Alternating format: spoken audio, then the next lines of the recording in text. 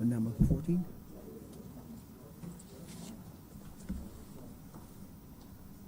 We were on number 14.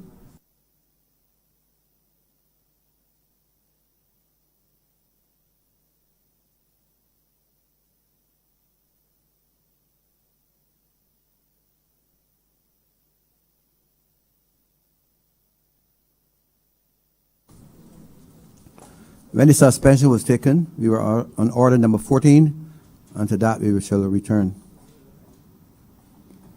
Member for St. Philip South. Thank you, Mr. Deputy Speaker. Very good afternoon to you, to our colleagues in Parliament, and to all Barbadians, especially those in St. Philip South, who have determined that they would repose their confidence in me to be able to address the concerns of this country and their concerns in this honorable chamber.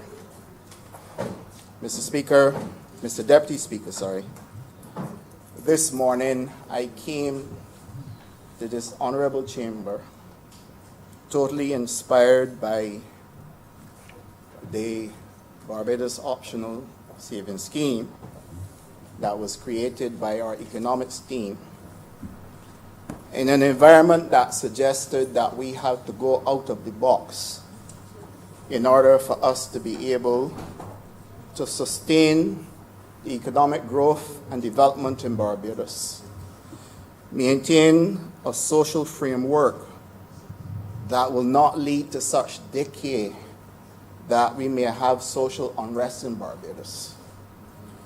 And that equally, sir, that we, as a responsible government that we have proven to be since the very day we were elected, would take control of this situation, given what has taken place with COVID-19, which none of us planned for, but all of us had to accept and be prepared to manage. And so, Mr. Deputy Speaker, it is on that note that I cast my mind back to the inaugural address of John F. Kennedy when he sought to implore or inspire American children and adults to understand the importance of civic action and public service. And so he told them, ask not what your country can do for you, ask what you can do for your country. Mr. Deputy Speaker, those words are today more apt than they have ever been in our entire post-history existence, because we have never, post-independence, because we have never had a COVID experience anywhere in the world. Certainly, Mr. Deputy Speaker, Barbados has been challenged out of its skin to be able to come to terms with the reality of what COVID did, and that each and every one of us owe a debt of gratitude to the Minister and the Ministry of Health and Wellness for the way they managed the COVID pandemic. But, Mr. Deputy Speaker, Kennedy didn't only stop there. His speech basically challenged all leaders of the world. And it basically addressed how does a leader inspire a nation or a group of people to come to terms with their reality.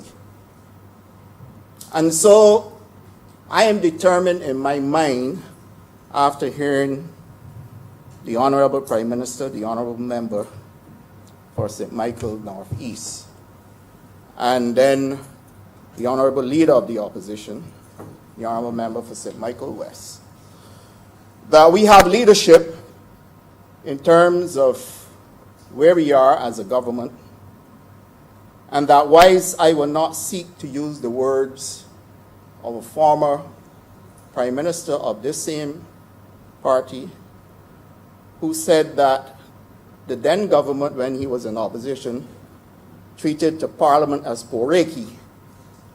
I would have to say that the way we slanted these issues with relation to the BOSS program is nothing short of poreki politics. And I am saying so, Mr. Deputy Speaker, because the issue of a cut was introduced. And we are not here to debate a cut in public servant salary. We are actually here to debate a Barbados optional savings scheme, which is pretty much needed at a time when people have no hope in the banking system. And this must not be taken out of context, because my grounding, as I've said several times in this honorable chamber, is in business. The one thing that is second nature for me is to understand investment and to understand how to make fiscal decisions when it relates to options in terms of what you can do to make the most out of your income. I'm not going to invest where it's costing me to invest. I will invest where I am seeing a return on that investment.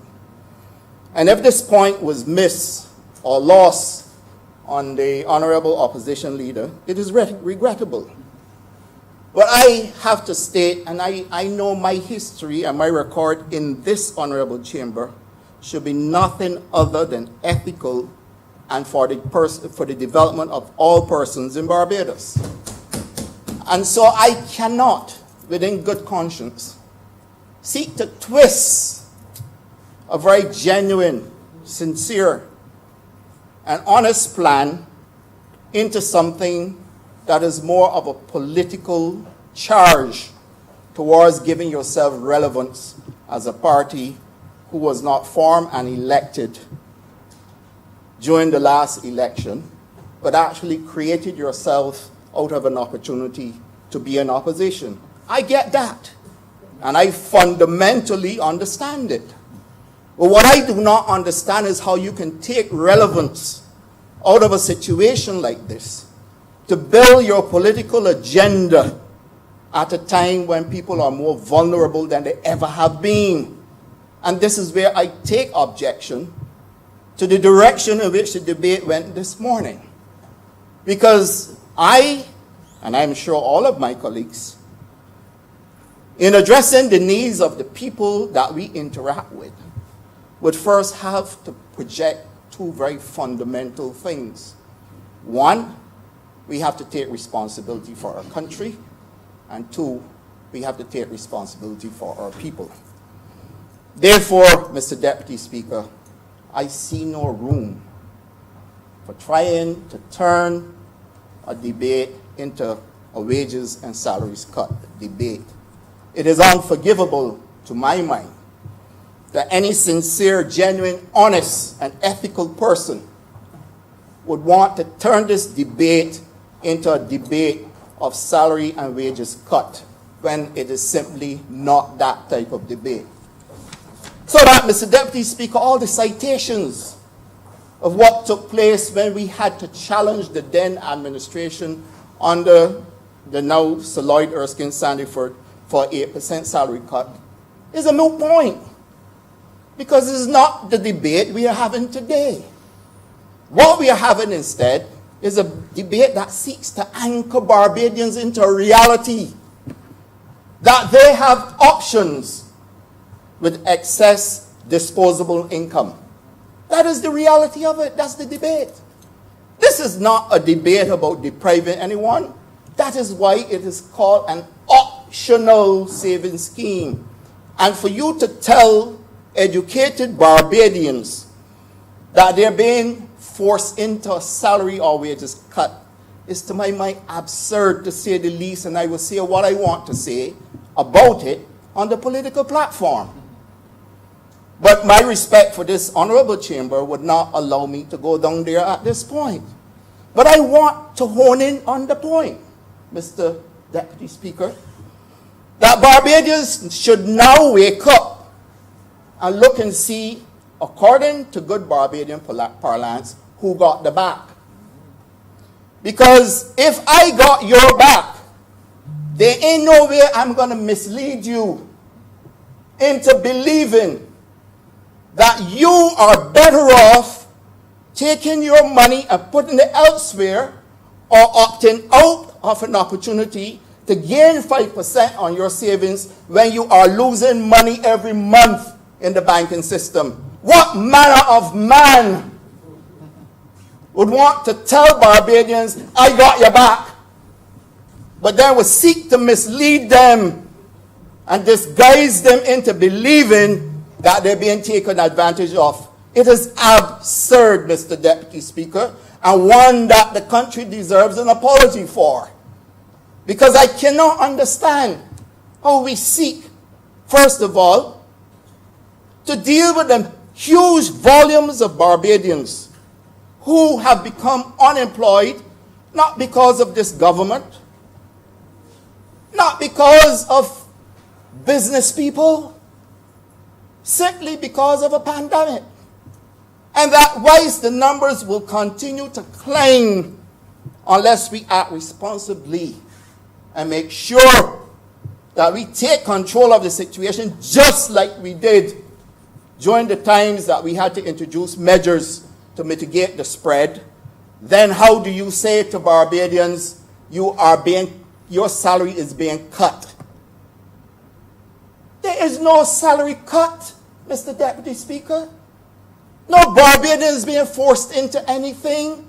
And the simple notes that we have on the BOSS program speak clearly to options available. You want it, you take it. You don't want it, you get your full salary in cash. Well, how that can be a salary cut? And so my constituents and your constituents must now listen to a bunch of confusion over a matter that has been so simply put in place for all reasonable thinking persons to look at and understand. It must now become a pile of political confusion to anchor a political relevance. I don't get it. Because we're not at that stage. And I frankly believe that at this stage, all of us in this together, called COVID ain't picking out nobody. It ain't picking out the Barbados Labour Party. It ain't picking out the Democratic Labour Party. It ain't picking out the PDP. COVID is COVID. It is what we have to adjust to and live with.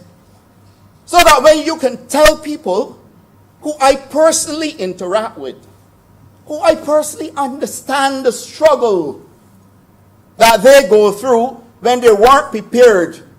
Many of them don't have any savings to fall back on. I have tons of WhatsApp messages coming to me from people asking for help to pay the bills, to pay a mortgage. People are extremely vulnerable during this period simply because they never planned for it. The BOSS program now gives people a chance in Barbados to, rather than take excess disposable income, go to a shop and buy a long neck and have a good time with some friends, go somewhere in the dead of night and pick up a friend and do some things that are purely for nocturnal activity, or to use your money in gambling or other things where you're not guaranteed a rate of return, but that you can now have an opportunity to earn 5% on every single bond that you receive under the BOSS program. Somebody is going to look at me and tell me that Barbadians shouldn't accept the cutting your salary. But if I hearing this and don't feel that I need to visit Jenkins, then the orator should. Because it is a massive misunderstanding of what is before us. And that if I am to stand in this honorable chamber and to accept or even listen to and digest a deliberate attempt to mislead Barbadians into believing that this is a salary cut debate. So I must cite what David Simmons said in the debate. I must cite what Johnny Cheltenham said.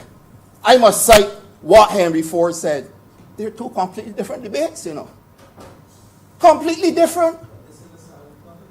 But I do not understand the link between this debate and the one that took place at the time when we, as a responsible party, fought to make sure Barbadians are not unfair and disadvantaged by a salary cut. And we turn around and change the legislation to make sure it will never happen again. So I do not understand. You must give me the linkage. Make sense to me so I can follow you.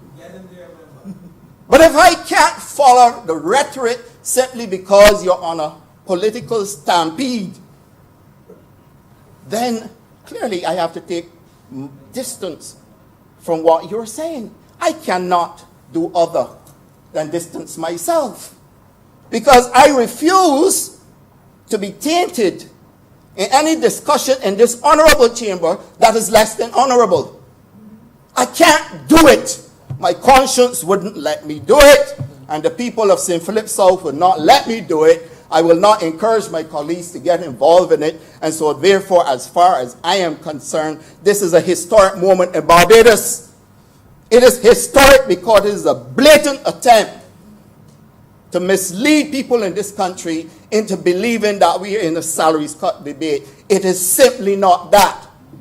But go to your constituencies and look at the amount of people who don't have savings right now. Who would have been happy to be able to fall back to that buffer and say, I don't necessarily need you because I can help myself? We don't have that. And so that a responsible government with a vision of a responsible leader sought to make sure that as we come out of this over the next 4 years, that's what the 4 years is all about. Barbadians would have something to fall back on. It's not going to happen in a year.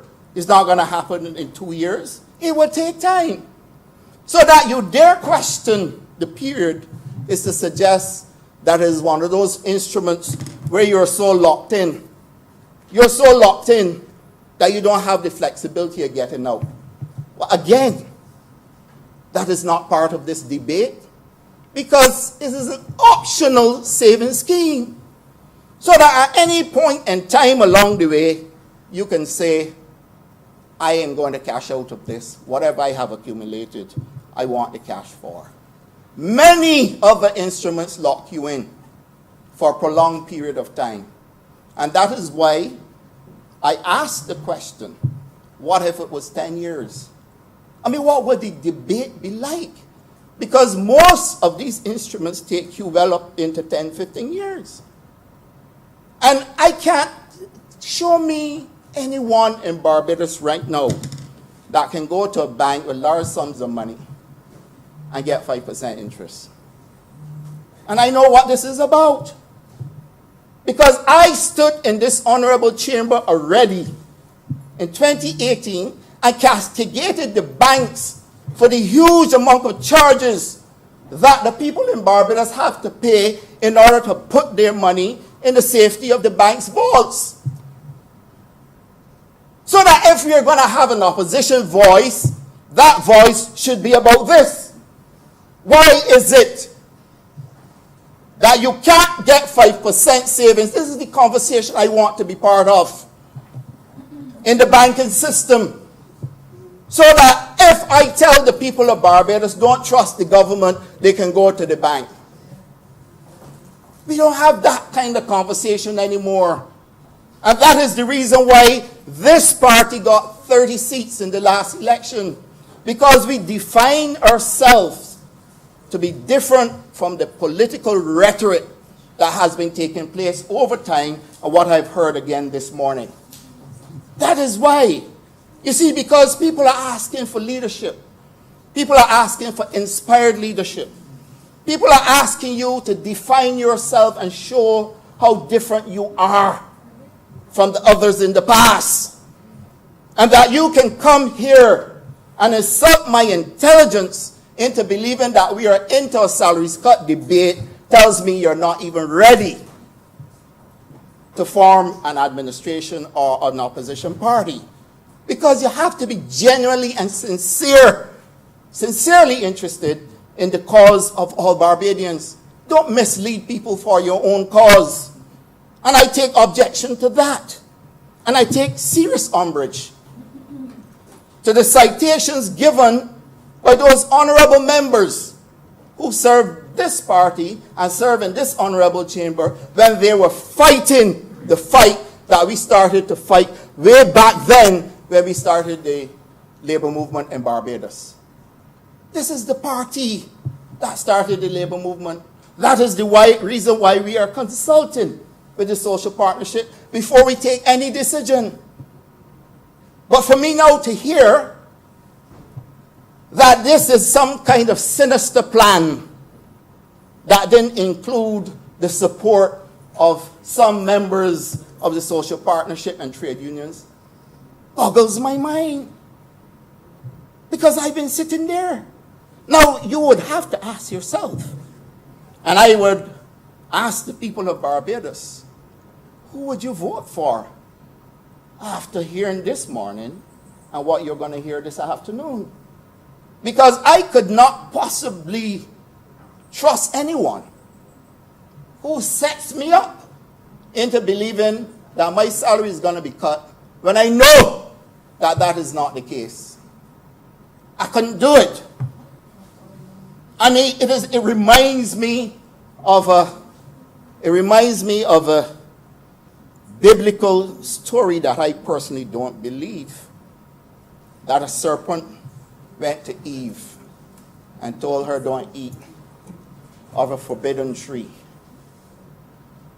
It reminds me of that. So that the people of Barbados are being told, don't take of a forbidden decision because you will suffer. And all of us know that this is not about a salary cut.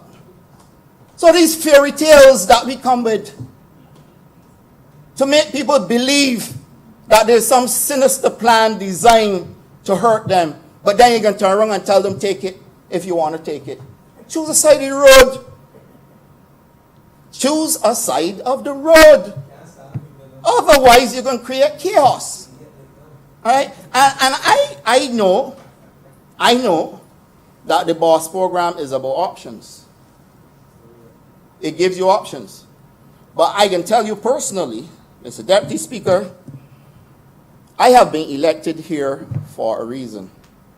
And every time I stand up to speak, I'm seeing it more and more. Because, Mr. Deputy Speaker, I could not tell the people of St. Philip South that they're being led into a sinister plan to their disadvantage, only for them to rise up against the plan to find out that they're worse off in the end. I could not tell the people of Barbados in good conscience that the banking system will charge them monthly for their own money going into the bank's vault, and that they should accept that. And that if they have options available to them to have their money protected the same way, but that they would get a 5% return rather than lose money, that I should even incite them into believing that there's a sinister plan afoot. This is the distinct difference. The difference between us as an administration and a thwarted, poor political agenda that is part of all of what young Barbadians are saying we don't want to see or hear anymore. There's a difference. And I implore all Barbadians to start to understand and see who the real friends are. That is the point. They now need to take fresh guard and start to recognize who has the ball in hand. Because I am telling you that are we not careful in this country, all disregard and disrespect for all we have gained during COVID, all we have done to protect our citizens, all the humanitarian efforts that went into making sure that Barbadians are safe, creating opportunities for Barbadians to receive checks every month to help contribute to their daily existence, $600. We made sure that we set up a unit, the Housing Mitigation Unit, to reach out to Barbadians, to make sure that the Adopt a Family program can be carried out. And this wasn't forced on anyone. We asked people to volunteer to participate. But Barbadians got help from right-thinking Barbadians who have a human heart and understanding that we have to take care of the vulnerable. And that, Mr. Deputy Speaker, we have been able to achieve all of this at a time when the country was going through its greatest challenge. The entire world was being challenged by this. We didn't lose as many people per capita as the US did or Italy did. Small island like us that don't have the financial resources, we didn't. We were able to respond.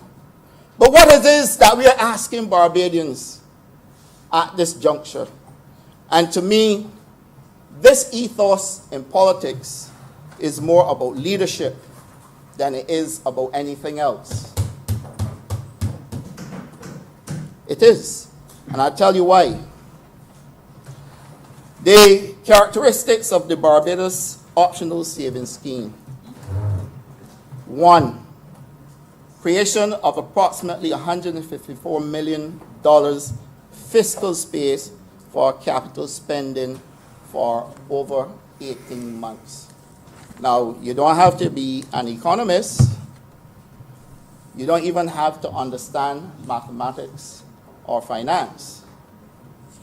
But you should simply understand that if there's going to be capital works going on in the country, what is the next obvious thing that can follow?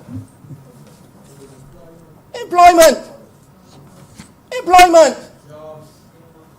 But what do you want to do? You want to cocoon people into believing that there's a sinister plan and don't participate, and then we don't get the jobs? I don't understand it. And I'm sure all the people of St. Michael West must be now sitting down and saying, when is next election?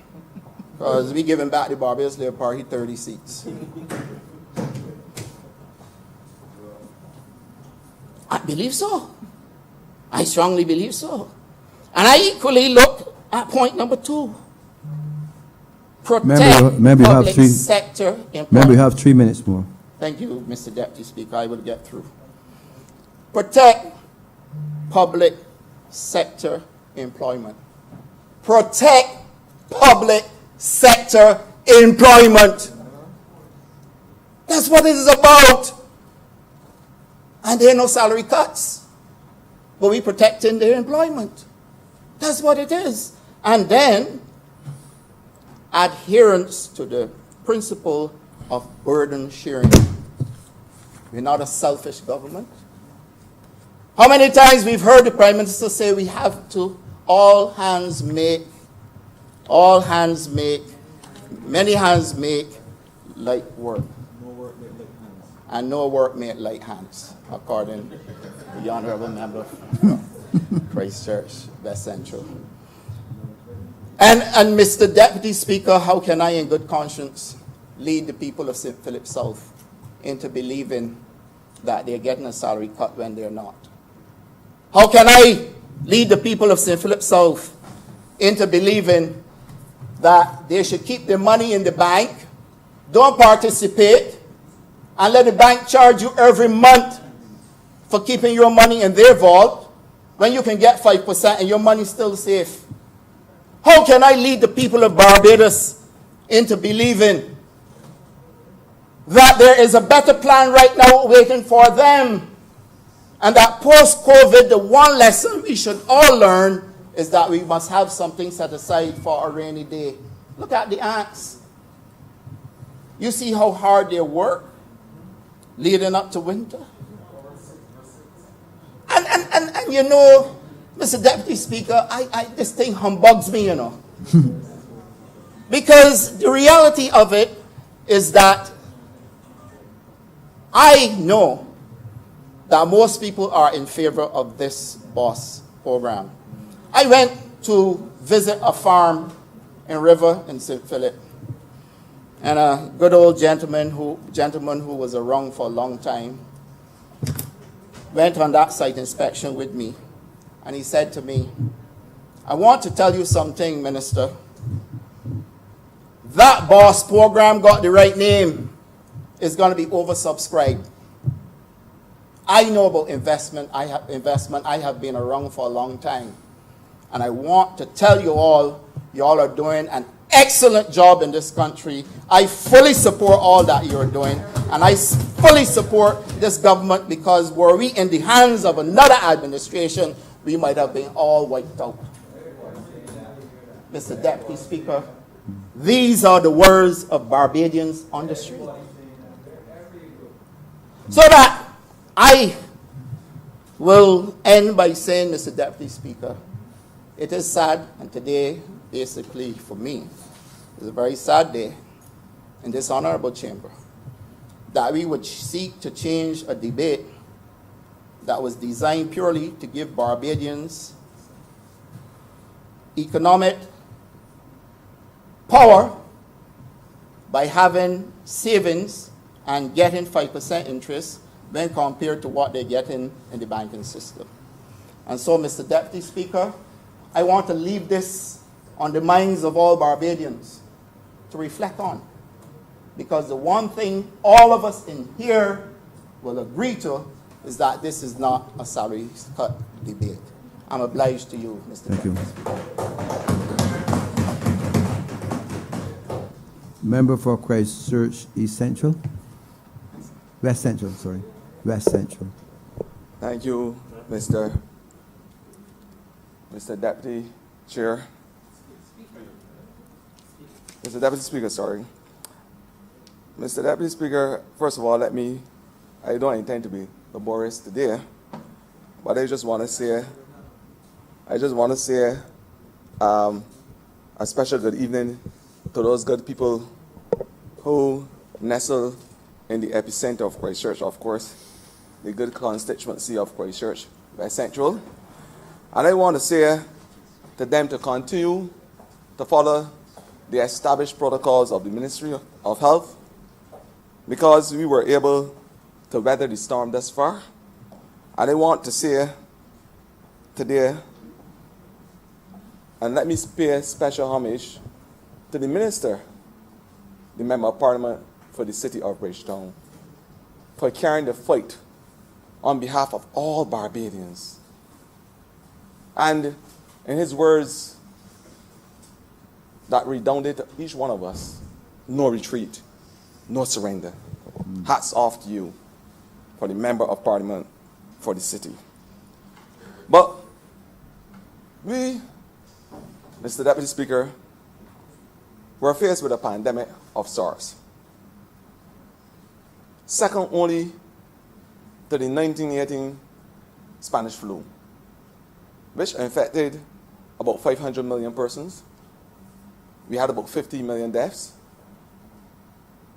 But in recent history, we have never been faced with a pandemic like the COVID-19, the novel coronavirus, which so far has affected about 8 million people,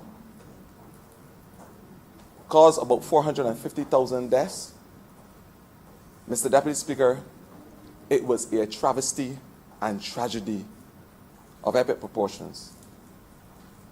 And it has destroyed not only the social systems and fabric across the world, but it has destroyed economies. And so in Barbados, I want to say to all members who work assiduously to buffer the effects of COVID, I want to say a heartfelt thanks that we were able to weather the storm so that we only had 97 persons up to date infected, 7 deaths, unfortunately. It shows that we had the systems in place and that we were proactive and that we had the astute and confident leadership that was required. We were fit for purpose, Mr. Deputy Speaker. And we are now showing the entire country, and certainly the entire world, that we are fit for the economic purpose as well. I don't have to be an economist to know that the boss plan is the exact and perfect fit for the situation that we are faced with. And what does BOSS mean? The Barbados Optional Savings Scheme. And when I say optional, Mr. Speaker, I am sure before you committed into this August chamber, there was an option to use the elevator or the stairs. You may burn more calories. At your age, you may need that, Mr. Deputy Speaker. But there was an option, and an option gives persons choices. Right. The option in this scheme, obviously recognizing that you are using bonds, is if you are going to take the bonds as we know it, and a bond is really the acronym for me, for a beginning or the beginning of a new dawn. It has introduced into this country a new dawn in a new dimension, a new way of saving. When persons were subjected to less than 1% in the banking system as it relates to interest rates, we have come up with creativity, using good economic prudence, with a bond where persons over 4 years, Mr. Deputy Speaker, can realize those bonds at 5% interest. It is, as I said, the beginning of a new dawn. And I want to implore every single Barbadian, young and old, to be part of this exercise. The young persons, of course, and those new young business persons, because, Mr. Deputy Speaker, as part of recovery, as part of Barbadians being able to lift themselves from this depression, government must come with countercyclical measures that redound to an economic bubble, a growth. And we have moved from current expenditure, Mr. Speaker, and place it under capital expenditure. In simple terms, we have now allowed the capital projects to be the major projects as it relates to finding employment and empowerment for our people. And there's no better way to circulate money in the country than to giving the average Barbadian disposable income. And that's basic economics here. Disposable income. Yes. And that is why I was so happy yesterday. And I said, this is really the day that the Lord has made. It is. It is a time that the Lord has made for us. And and we will rejoice and be glad with it. And this, I said this yesterday when I visited those 4 sites of the building blocks. I was happy. And when you are talking about counter-cyclical management, I call it pro-cyclical as well.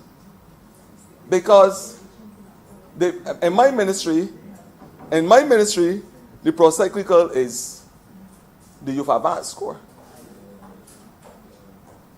But the counter-cyclical right now as I speak is the building blocks project. When you are talking about capital projects, and giving persons the opportunity to have a tangible stake in this country and to put young people back to work, these are the measures that this government must champion. And I was happy yesterday when I heard from the young people themselves their vision.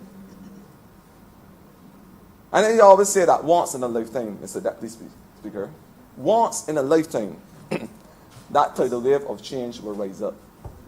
And hope and history will reign. The hope, Mr. Deputy Speaker, is my background for helping our people every day. That's what we have to do in these times.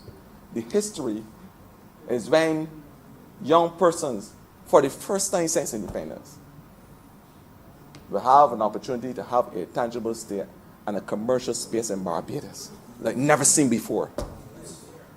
And that is what the Member of Parliament for St. Michael North East, that is one of her single focus and mission in this country, to engage our young people and to put the future of this country in a place where they can carry Barbados the next 20, 30 years. In other words, it is the opportunity to live the Barbadian dream, or the Bajan dream as you know it. But what this COVID has done for us is that it has brought about a level of creativity. And I see you wearing that mask on your face, Mr. Deputy Speaker. A young person probably in St. George North made it for you. I know the good man that you are, you paid for it too. But I know that before COVID, you would not have seen that mask on your face. And before COVID, but no, I'm serious. Before COVID, I will be wearing a mask. the virtual technology that we see our young people involved in, the way how we do business, Mr. Deputy Speaker, you were part of a virtual group chat in terms of parliamentary chat. Yes. In your years as a sexagenarian, you would never believe, Mr. Deputy Chair, that you would ever have a meeting using virtual science. Yes. Never. True. Has changed the way of business. But I'm saying that the COVID allowed us to enter into a new dimension, Yes. a new frontier, where young persons were able to make from hand sanitizers. They were able to make the mask as you know it. Yes. I saw young persons in the Polytechnic making face shields, using virtual science. This is the type of ingenious potential and creative imagination of our young people that we must buttress as a nation. And COVID has shown us that there is now a new and efficient way of doing business. So out of COVID, we have got the Barbados Optional Savings Scheme. a scheme that is going to allow us, Barbadians, and take us into a journey and a new way of saving. And as I said, the operative word there is optional. You have the option whether to take the bond or to take your money. And it also allows us, young and old, not only in the public sector, Mr. Deputy Speaker, the private sector as well, to be able to buy in this whole operation.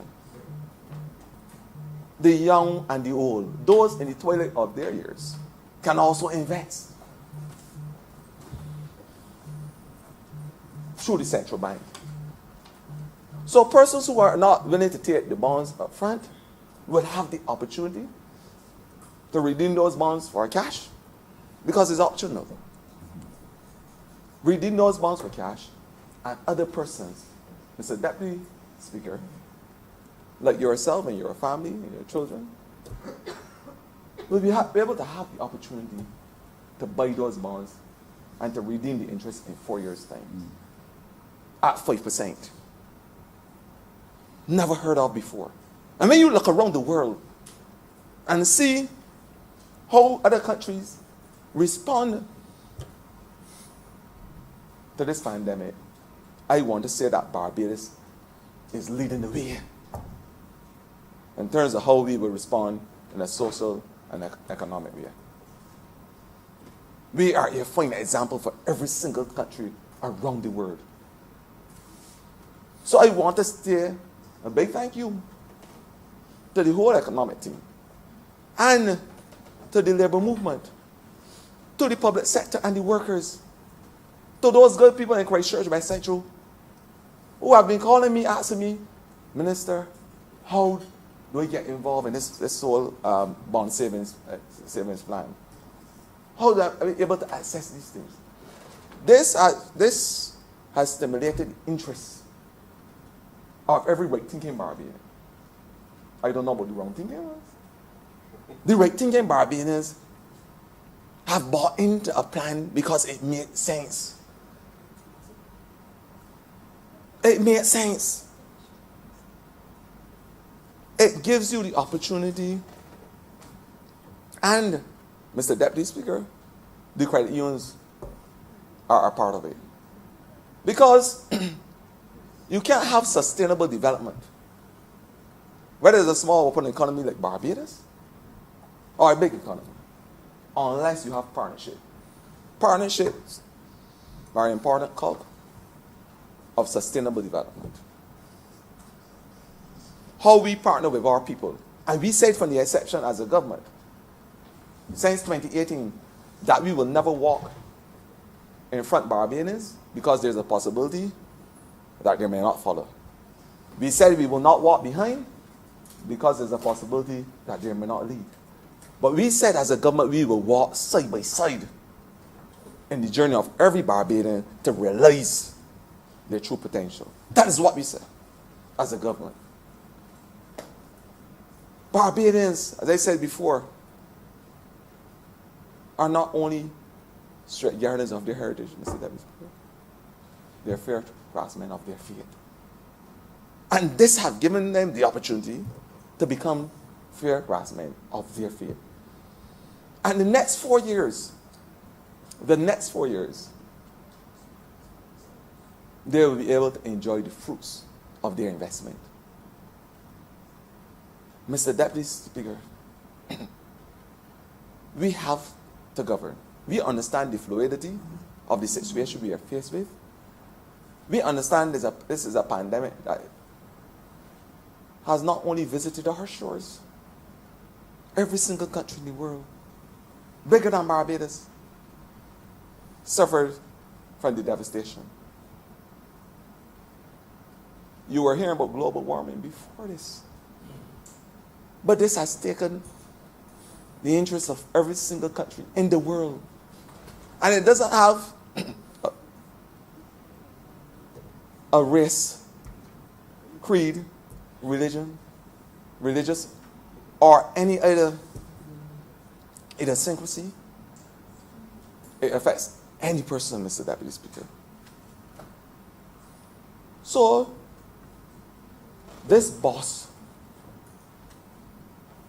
scheme that we have, Barbados optional savings scheme, that we have articulated and augmented on behalf of the good people of this country,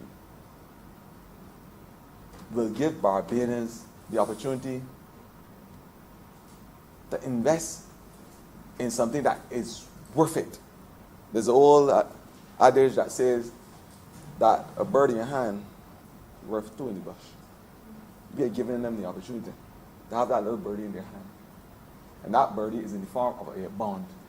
As I said before, it's my background name for the Barbados. The beginning, of a new dawn. This is really the beginning of a new dawn. And Mr. Deputy Speaker, as I said, it will be short because I want to give my unreserved and unequivocal support to this boss bill. I sincerely support it. And Mr. Deputy Speaker, I will leave in closing. It is a little maxim that I put together. And it says basically, Mr. Deputy Speaker, that we in Barbados, we believe when others doubt. Others outside the world doubt in themselves. We believe. We believe in the Minister of Health and the entire team in terms of providing the protocols and the guidance during our COVID pandemic and our COVID exercise. As I said, it was a tremendous job on behalf of the government of the day.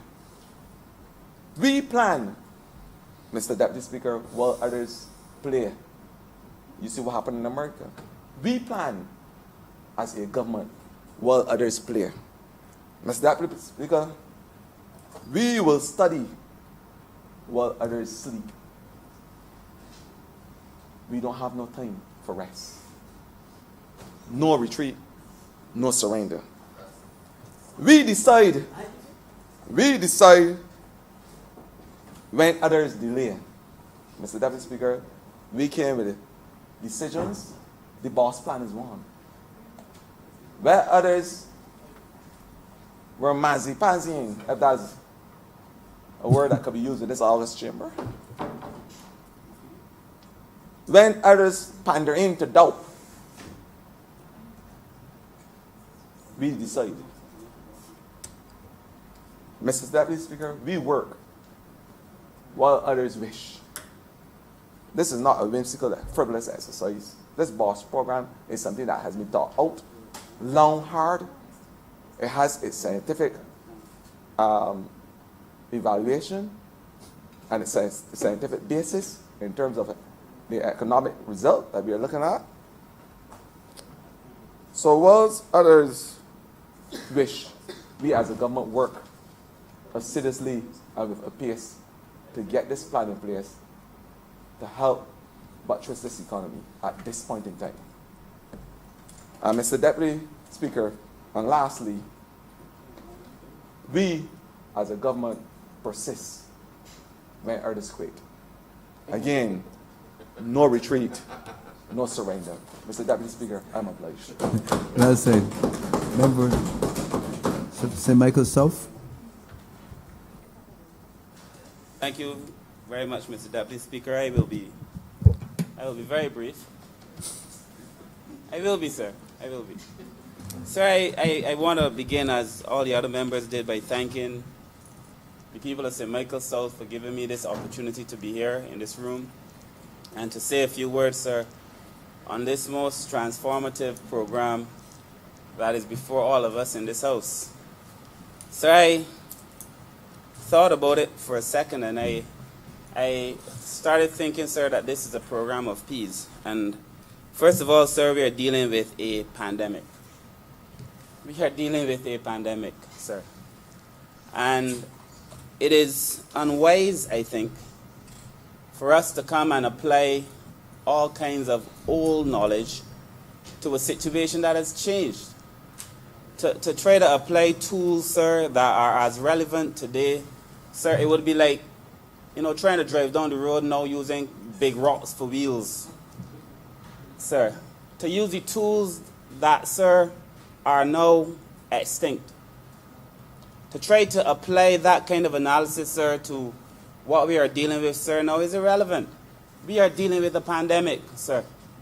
And for any of us in this room who could pretend that we, before this started, sir, knew it was coming or that we would be equipped to deal with it, sir, governments all over the world are struggling to address this particular pandemic. It is not brought on us, sir, by our own inefficiencies, sir, or any incompetence on our part.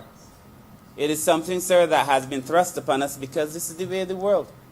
And this pandemic, sir, I was told once a story of a man who once wanted to cross a river. And he had a canoe, sir, finally. He searched and searched and searched till he found one. And he was allowed to cross the river, sir. But he was so thankful to the canoe when he got on the other side, sir, that he carried it everywhere he went. And he carried it, sir. He said in the midst of prosperity, he was suffering because he carried his canoe. Because, sir, there is a point at which something that is an asset becomes a liability. You have to know when to put them down, sir. And there are people in this room, sir, who are bringing things to this debate that you should put down. Because that kind of thinking, sir, is not an asset. It is the canoe of thought. It is a liability. And that we have to apply reason to the situation that we now find ourselves in, sir. These circumstances before us demand of us that we not elevate our level of thinking and the level of discourse, but it demands of us, because we are in this place, that we lead and that we apply ourselves, sir, to some kind of honesty in the way we analyze circumstances, sir. We have to know when to put our canoes down.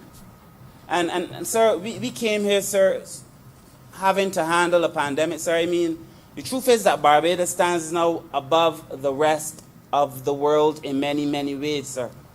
And a lot of that, sir, depended, sir, on the leadership that we got from our Honorable Prime Minister. And a lot of it, sir, the leadership that we got from the Minister of Health, sir, the representative from the city, sir. We should come to this place, sir, and thank those who led. And if we are honest, sir, those who are still leading. But sir, you are bound to find what you're good looking for. You are bound to find what you go looking for.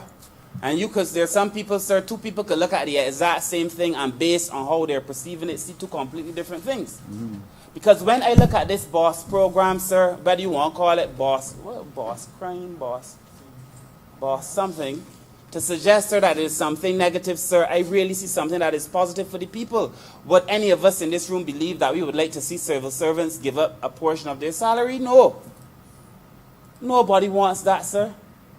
But if you speak to the very public servants, there is a decency in Barbadians. There is a decency in Barbadians, sir, that all of us in this room should associate ourselves with. Because I know the Barbadian people across the Caribbean, sir, sometimes refer to Barbadians as being docile. They're soft. People say all kinds of things. But there is a maturity in the way the Barbadian populace approaches these kinds of things. There is a decency and a maturity in the Barbadian public. So that allows Barbadians, when they trust their leadership, it allows the leadership to be able to take tough decisions, sir, because they are mature enough to understand it. And those of us in this room, sir, must be mature enough to understand it too. So that what is happening before us, whether we try to incite unnecessary upheavals, sir, in the minds of people, what is happening, sir, is that there is a mature Barbadian public, a mature Barbadian civil service, who understands that that which is before us, sir, is unprecedented and are prepared to do what they have to do to save this country, to save their fellow public servants, to save their friends, and to save their families, sir, because Barbadians understand that that is who we are, sir. And it is that level of decency, sir, that we must understand in this debate. Put down your canoe. Because right now, sir, you are applying tools, some people, sir, not you, I apologize, are applying tools that are irrelevant to understanding that which is, it is unfortunate, I think, trying to understand this thing, sir, and applying those tools that do not matter, sir. That is who Barbadians are. And it has always been so. When a Barbadian, sir, civil service trusts the leadership, sir, they will do the things that they have to do.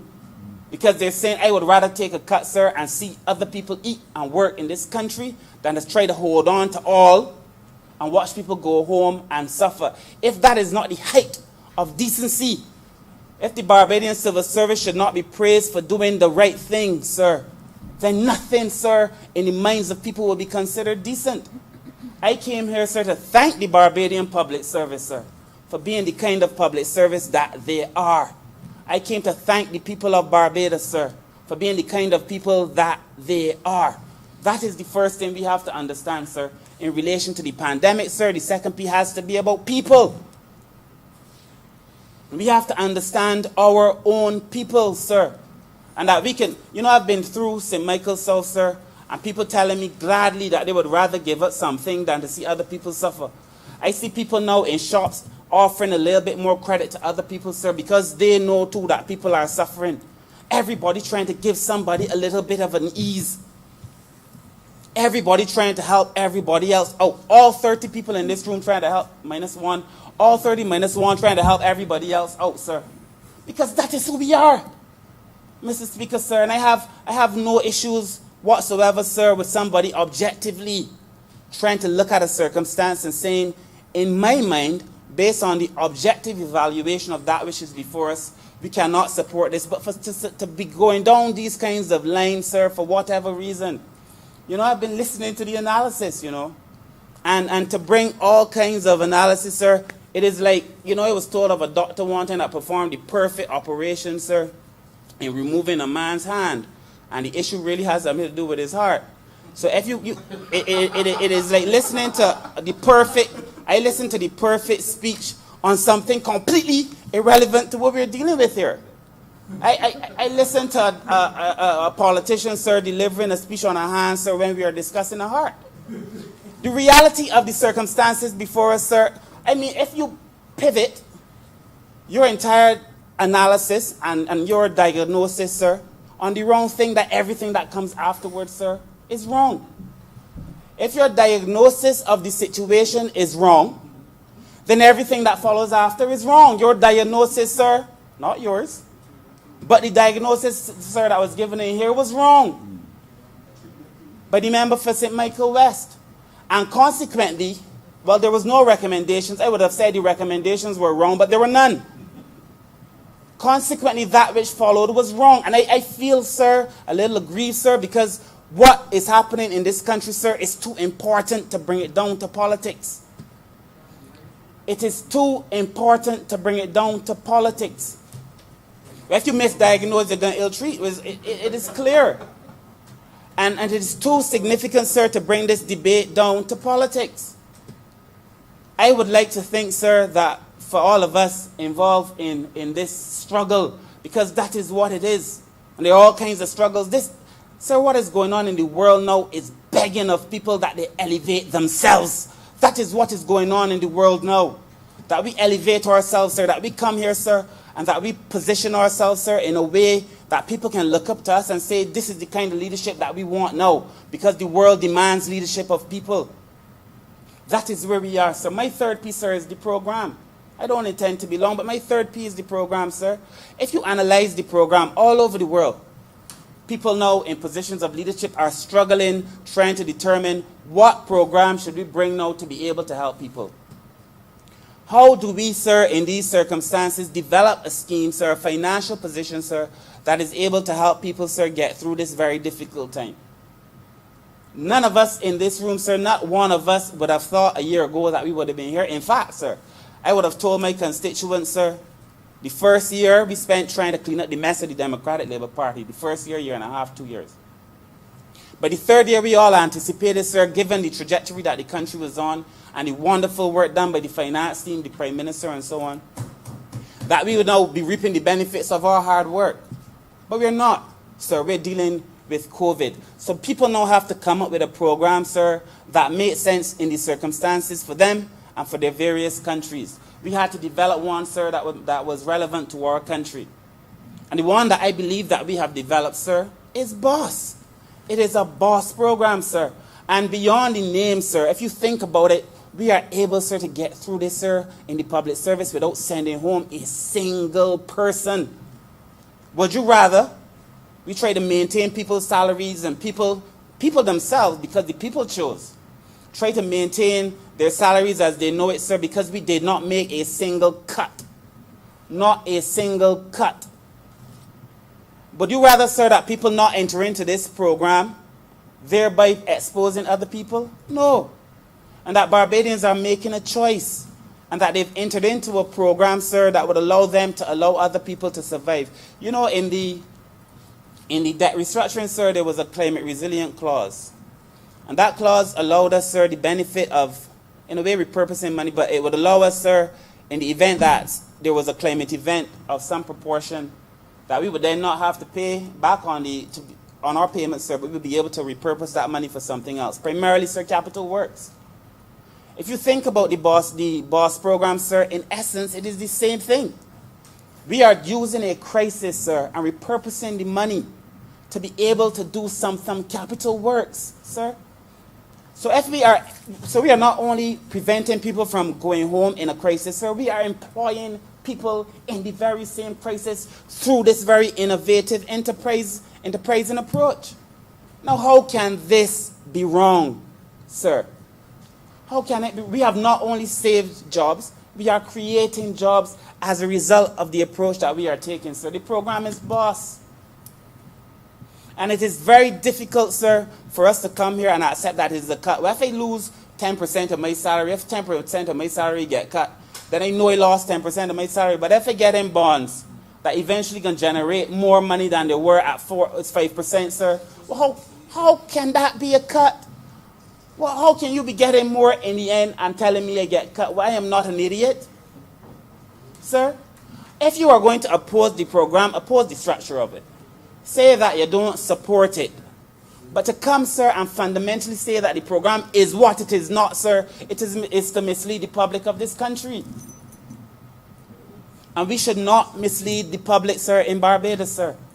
And I feel, sir, when I think about what we are doing here, sir, look, I am bringing, hopefully, sir, I'm having conversations now about a debt financial swap.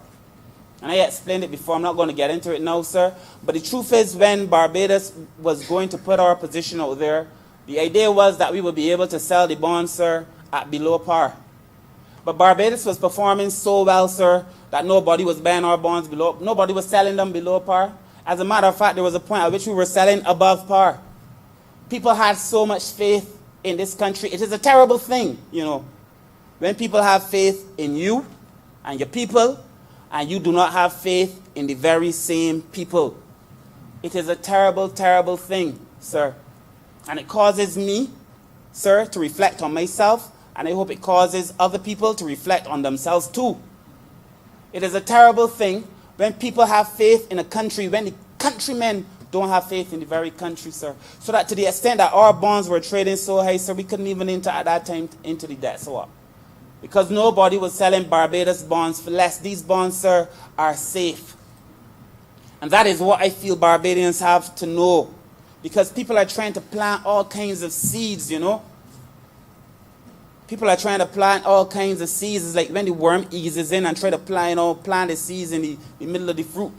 So that by the time you open the fruit, it's corrupt. People are planting seeds. These bonds are safe, sir. And if Barbadians can afford it, sir, if the public servants can afford it, sir, they should take it.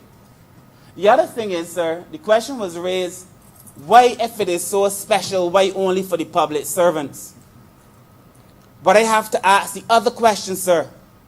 If it is so special, why not for the public servants? That is the question that you have to ask. Why not for the public servants, sir? Well, I am beginning to wonder if we think the public servants, not we, if the members, sir, thought that public servants are lesser people, if some people are created less equal than others in his mind, if it is so good, why not for the public servants should be the question that is being asked. Not if it is so good, how come only for the public servants? Well, public servants are special people. It is so good that they deserve it, sir. And that is how I feel we have to approach this program. And that I speak, sir, in these terms because I feel, sir, and I had no intention, sir, of speaking, but I feel, sir, that when we come here, we must elevate the discourse. And that this moment in time, sir, when people look back on it, sir, history will be kind to this Barbados Labour Party. History will be kind to the people of Barbados, and those around the region who say Barbadians are docile and this are the same very ones who are saying we want Miss Mia Motley to be our Prime Minister, checking in these social media feeds. The same ones who are saying we wish we had this same approach, sir. It is our maturity. It is our discipline. It is our civility. It is our understanding, sir, of the big picture that allows Barbadians to be able to make the kinds of decisions that the leadership in Barbados makes, sir, from time to time. And finally, sir, my last P is progress, sir. We came here, sir, promising the people of this country that we will move the country from one state to another. And we promised, sir, in many ways, sir, and we were on the way to doing it, and we still are. Digitizing the country. When the COVID started, sir, the port was able to move very quickly, sir, because the port had already become very digitized.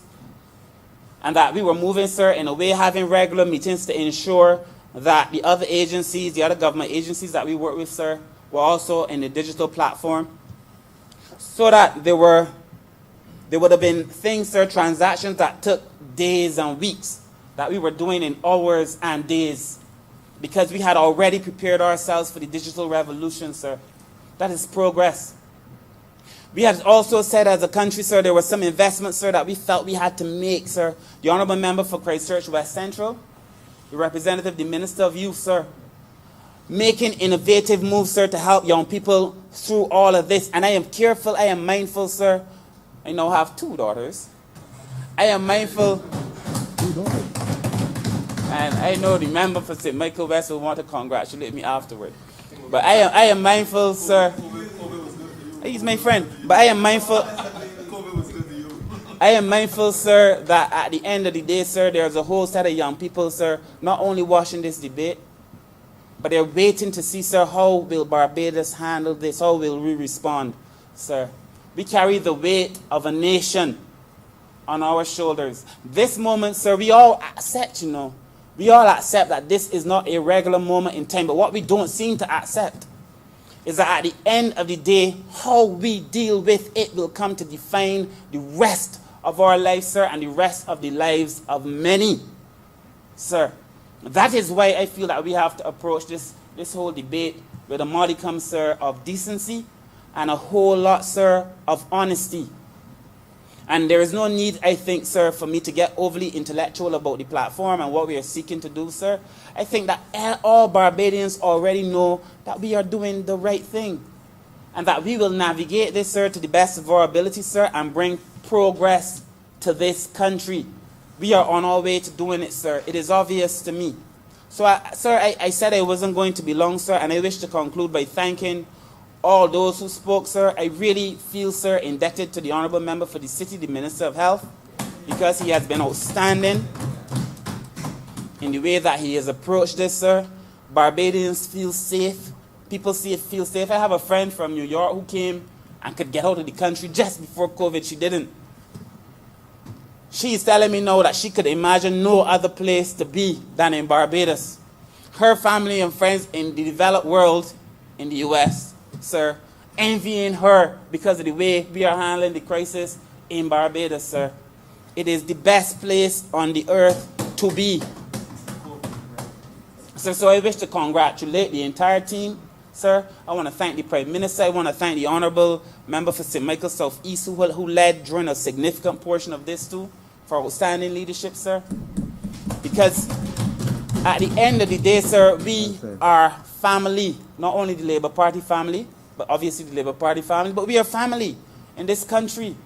I feel the pain, sir, of all of my people, sir, who may not be able to afford, sir, to take the bonds. And I am so relieved that they can get the cash, sir, if they cannot do so. That is genius. It is genius, sir. So let us apply our hearts to wisdom, as the Honourable Prime Minister always says. So apply our hearts to wisdom. And let that which is decent inside of us, sir, come out. My mother used to say to her man, what is inside a man can eventually come out. I believe that which is decent should come out in this moment. If something less than decent comes out in this moment, well, but what's inside the man is eventually going to come out. Let us, sir, let that which is decent inside all of us show itself in this moment, sir. I commend this bill to you, sir. I support it fully, sir, and I want to thank the leadership of the Labour Party for what they have done here. Thank you very much, sir. Well said. Member for St. George South. Thank you, Mr. Deputy Speaker. And indeed, I rise to join this debate after some excellent presentations by my colleagues, member for St. Philip South, member for St. Michael South, and indeed our esteemed Prime Minister, the member for St. Michael Northeast. But I also want to thank the member for St. Michael West for joining the debate. And we were taught that I came to office as a parliamentary representative for that beautiful constituency of St. George South, and no disrespect to you, Mr. Deputy Speaker. We are from St. George, but I have to let you know mine is the best and yours second. No disrespect to you, Mr. Deputy Speaker. But we came to this honorable chamber back in 2013 after a hard-fought election. And I recall some stalwarts of the Labour Party saying to us, 5 of our new elected members, my good friend for the city, whom I will speak about shortly, and in Belgian parlance, I have to big him up. But we were taught by the stalwarts of the party and our seniors, the member for St. Thomas, who's here with us. She was always here with us. The member for St. Andrew, the member for St. James Central, the esteemed Prime Minister. We were taught not to oppose for opposing's sake. We were also taught that when we oppose, don't just oppose. Bring something positive to the people of this country and to the table. I spent today, and I'm a friend of the member for St. Michael West, spoke on my political platform. I walked with him, and he too is from that belief, that doctrine of not opposing for opposing's sake. He deviated somewhat today. He deviated somewhat today because I thought there was nothing esoteric about the BOSS program until I heard the member for St. Michael West. And I'm not going to spend too much time on the member because his interpretation, and I'm certain that the stalwarts of the Labour Party government at the time, who listened to the quotes from the member for St. Michael West. And I received a call from one of them who insisted that I speak. And I won't say who that person is. A sir. And he said at the time, we were defending the civil servants from a salary cut. This is what he said. We were defending the civil servants from a salary cut. Those were the words. And I speak on behalf of those stalwarts who were misrepresented today in this chamber. And the honorable member for St. Michael Southeast got up on a point of order. And I follow suit here to let the honorable member and the public know that those honorable members who are sirs in this country can defend the position they took at the time. Circumstances change. We are talking about 1991. This is what? 2020. And I can speak about the Spanish flu back in 1917 when D.W. Sutherland was the mayor of Kelowna. That's it, in Canada. I am D.G. Sutherland, I'm not D.W. Sutherland. And I think the honorable member for the city took the took that post of mayor because he spoke, and I will quote. Let me quote for you.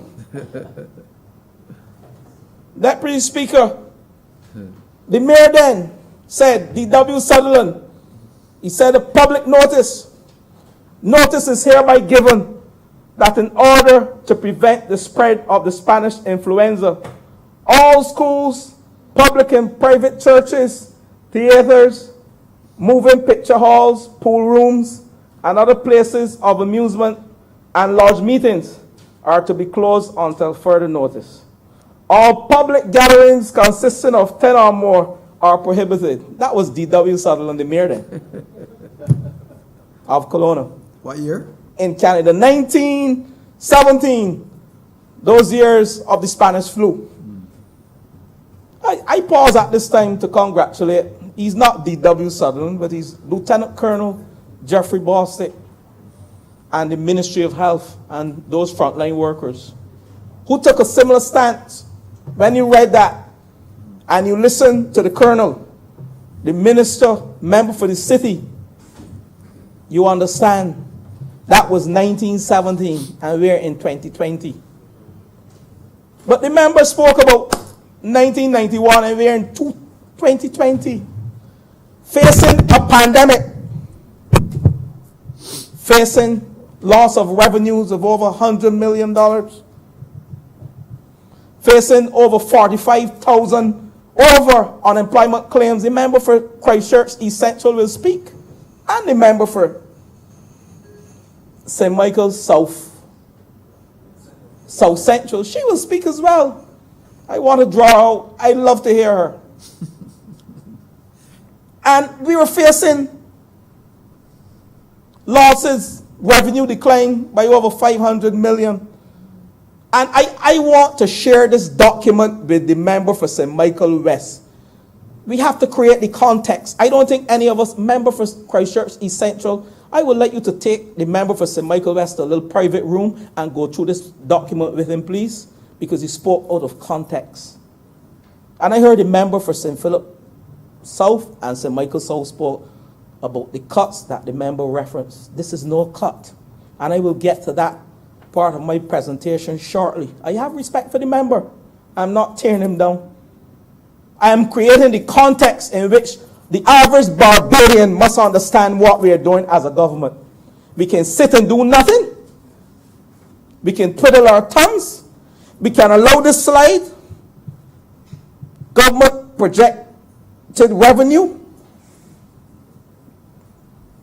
as per the BERT program to move from 3.1 billion down to 1.5 billion, which is the worst case scenario, which are losses of what? Remember, 1.6 billion? We can do nothing and allow that. We have to create the context in which this BOSS program was created. So I say to the member, this is not 1991. We are faced with a situation. We met with the private sector only yesterday, and people are anxious for what? To get back to work. People are anxious for what? For their various businesses to begin to show some level of growth.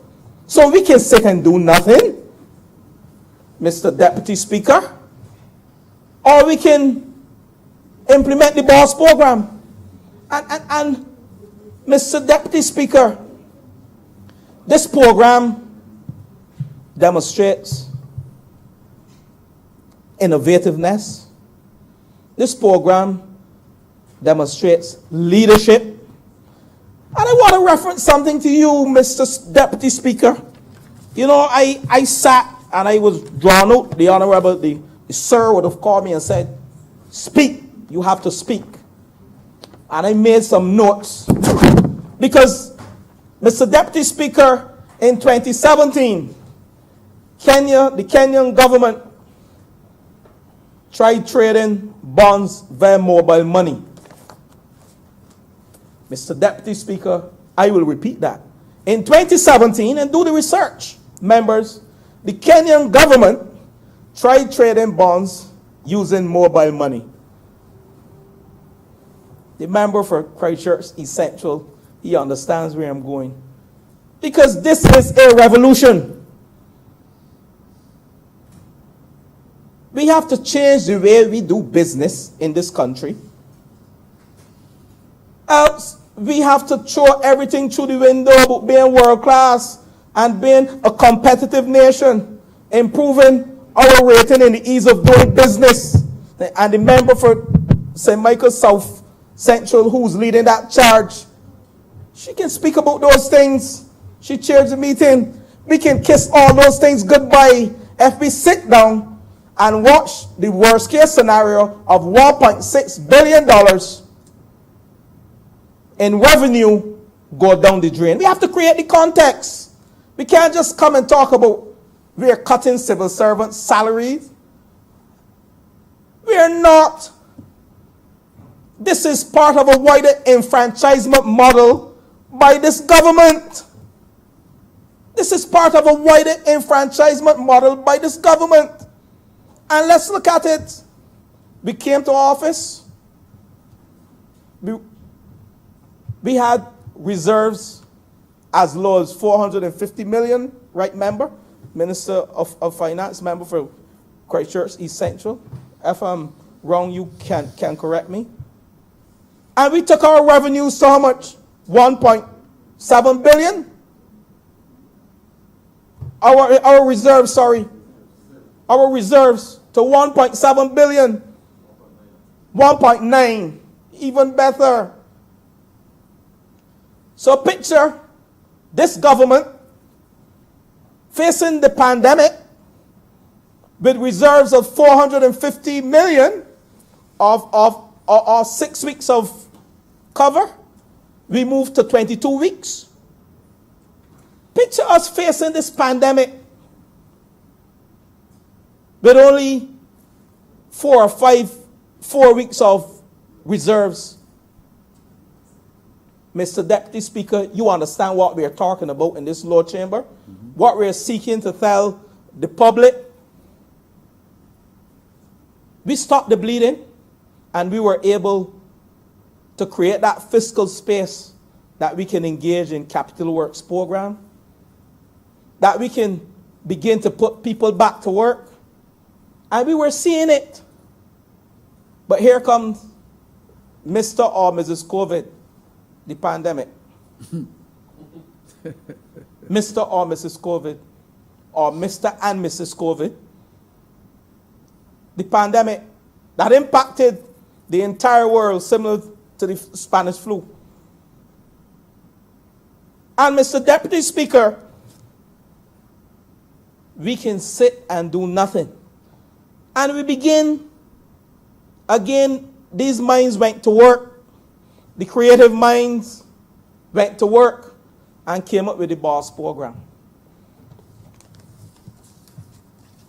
And I speak to a wider enfranchisement model because businesses are at this stage struggling. Persons are anxious for the reopening of the country, the borders. We have started back. Businesses have reopened. But at the end of the day, businesses can reopen, but we need to put the persons and attract people to those businesses. I have the responsibility for the small business sector. And I am telling you what we face. And I want to thank those NGOs, the Rotary Club, parliamentarians, who took it upon themselves, those groups who organized themselves, to help the average Barbadian to put food on their table. Several organizations came together, and up to Saturday, people were distributing food hampers for those persons who have lost their jobs, those persons who are below the poverty line, and who indeed were suffering.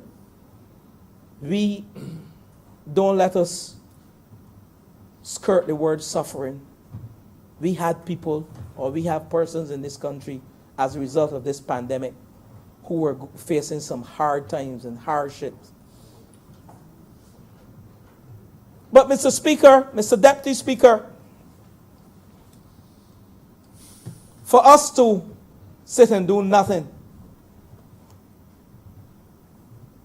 we will be doing like the last administration.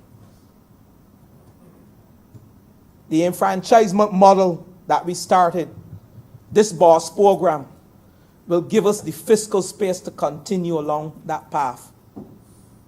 And even during the pandemic, and even during this crisis, we were able to give to small businesses with subsidy.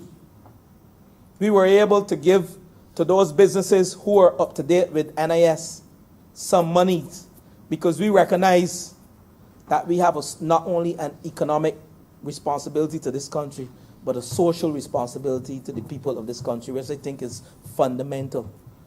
And I want to thank Minister Ford as well, because we often look at the frontline workers, but the member for St. Thomas was busy in her ministry looking after the disabled, looking after those persons who were on welfare, looking after those persons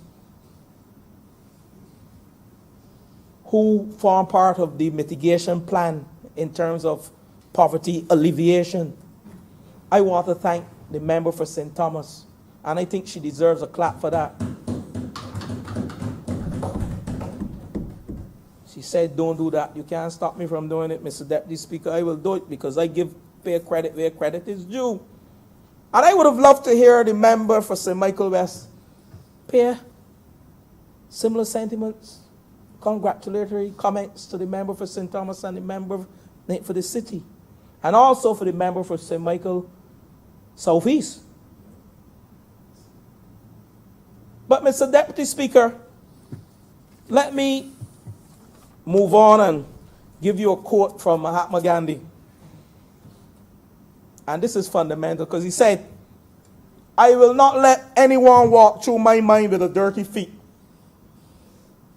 Mahatma Gandhi said, I will not let anyone walk through my mind with a dirty feet. That is my message to the civil servants today. That is my message to the people of St. George South today. That is my message to the people of this country today. This BOSS program is part of a wider enfranchisement model for you, the people of this country. And do not let anyone, whether in this lower chamber or in the upper chamber, walk through your minds with their dirty feet. A man is but a product of his thoughts. What he thinks, he becomes. And I leave it there. A man is but a product of his thoughts. What he thinks, he becomes, he or she. And again, I say to you, the civil servants of this country, who have bought into the BOSS program, and to the union who have represented those workers stoutly in the deliberation, because when we speak, people believe that we just sit and everything was yes, go, and we believe that everything that was said, the union agreed with. There was good discourse. It was good conversation. And at the end, the unions refused to let anyone walk through their minds with a dirty feet, because they're bought into the BOSS program. Mr. Deputy Speaker, I came in my former life in the private sector. I joined the company in 1995. And I signed on to an employment share plan. As a young engineer, I bought shares in the company. An average boy from Ellerton, working class, bought shares in the company, because the employer saw it fit to offer every single employee, from the tractor operator to the shop floor cleaner to the gardener, had the same option as the CEO within that institution. And those of you who follow my history would know where I'm speaking about. I spent some 18 to 20 years there. But, Mr. Deputy Speaker, the point I'm trying to make, that a poor boy from Ellerton was able to, at the end of his tenure in the private sector, this poor black boy, I often hear the member for St. Michael East talk about Ruby black boy. The member, so I will go and say, Morel the black boy from Ellerton, was able to cash in his shares to do some home improvement work 18 years after. I didn't interfere with them during my tenure because you had the option to interfere with them. And I did not interfere with them. This is a real life scenario. I am not here prophesying or anything. This is a real life scenario. So after 18 years, I was able to say, I am departing for another life to look after the good people of St. George South and to contribute to national development. Can I have my worth of shares in cash? And that was afforded to me, Madam Deputy Speaker. And I was able to, Mr. Deputy Speaker, sorry, sir, Sorry. far from that. I'm sorry. And I was able to take that cash, my wife and I, and carry out some home improvement work. What is the story here? That working class people, working class people should have the same opportunity as the wealthy people in this world. And I'm not only talking about Barbados. To own shares and to buy bonds. It is part of a wider enfranchisement model. And I say to you, the civil servants again, do not allow anyone to walk through your mind with a dirty feet. Do not. This program, and I will go through one or two of the tenets of this program, because I heard the member for St. Mike, for Christchurch East, please, I know it by heart, page 14. I turn to page 14 with me. What is a bond? I know it by heart. Thanks to Dr. Greenidge and the members of the finance and economic team under the astute leadership of the Prime Minister Motley for this wonderful, innovative program. It is no cut in salary. What is a bond? I heard the honorable member, and indeed he didn't read the extract prepared by one of the consultants, but he did. That's the truest thing he said today. He said, when a government sells you a savings bond, it is in effect borrowing money from you with a commitment to pay back this money at some predetermined date in the future and at a prescribed interest rate. What part of this is a salary cut in Belgian parlance? What part of this is a salary cut? You're paying back the people their money. You are borrowing the money and you're helping people, enfranchising working class people who otherwise cannot go on the secondary market to buy bonds. And worse yet, I will repeat what the member for St. Michael Northeast said and the other members who spoke before me, at 5% interest. Tell me what part of this is a salary cut. Do not let anyone walk through your mind with a dirty feet. And that's my message to the civil servants today and to the people of St. George South and to the people of this country. This program is a powerful program and part of a wider enfranchisement model of this government. It is a boss. Member for St. Lucie, thank you. It is a boss program. But, Mr. Deputy Speaker, we were taught as working class people to go to work, take our money and put in a bank or put in the banks. Watch the interest, less than 1%. Can't see it at all. At 0.011%. And I'm not knocking the banks. This is a reality. This is a reality. We were taught The working class people, the average working class man, don't trade in stocks and bonds or treasury bill. The average man, some of them can't, because some of us live from paycheck to paycheck, and we're caught up in a spiral trying to pay our bills. That is known among the average man and poor people.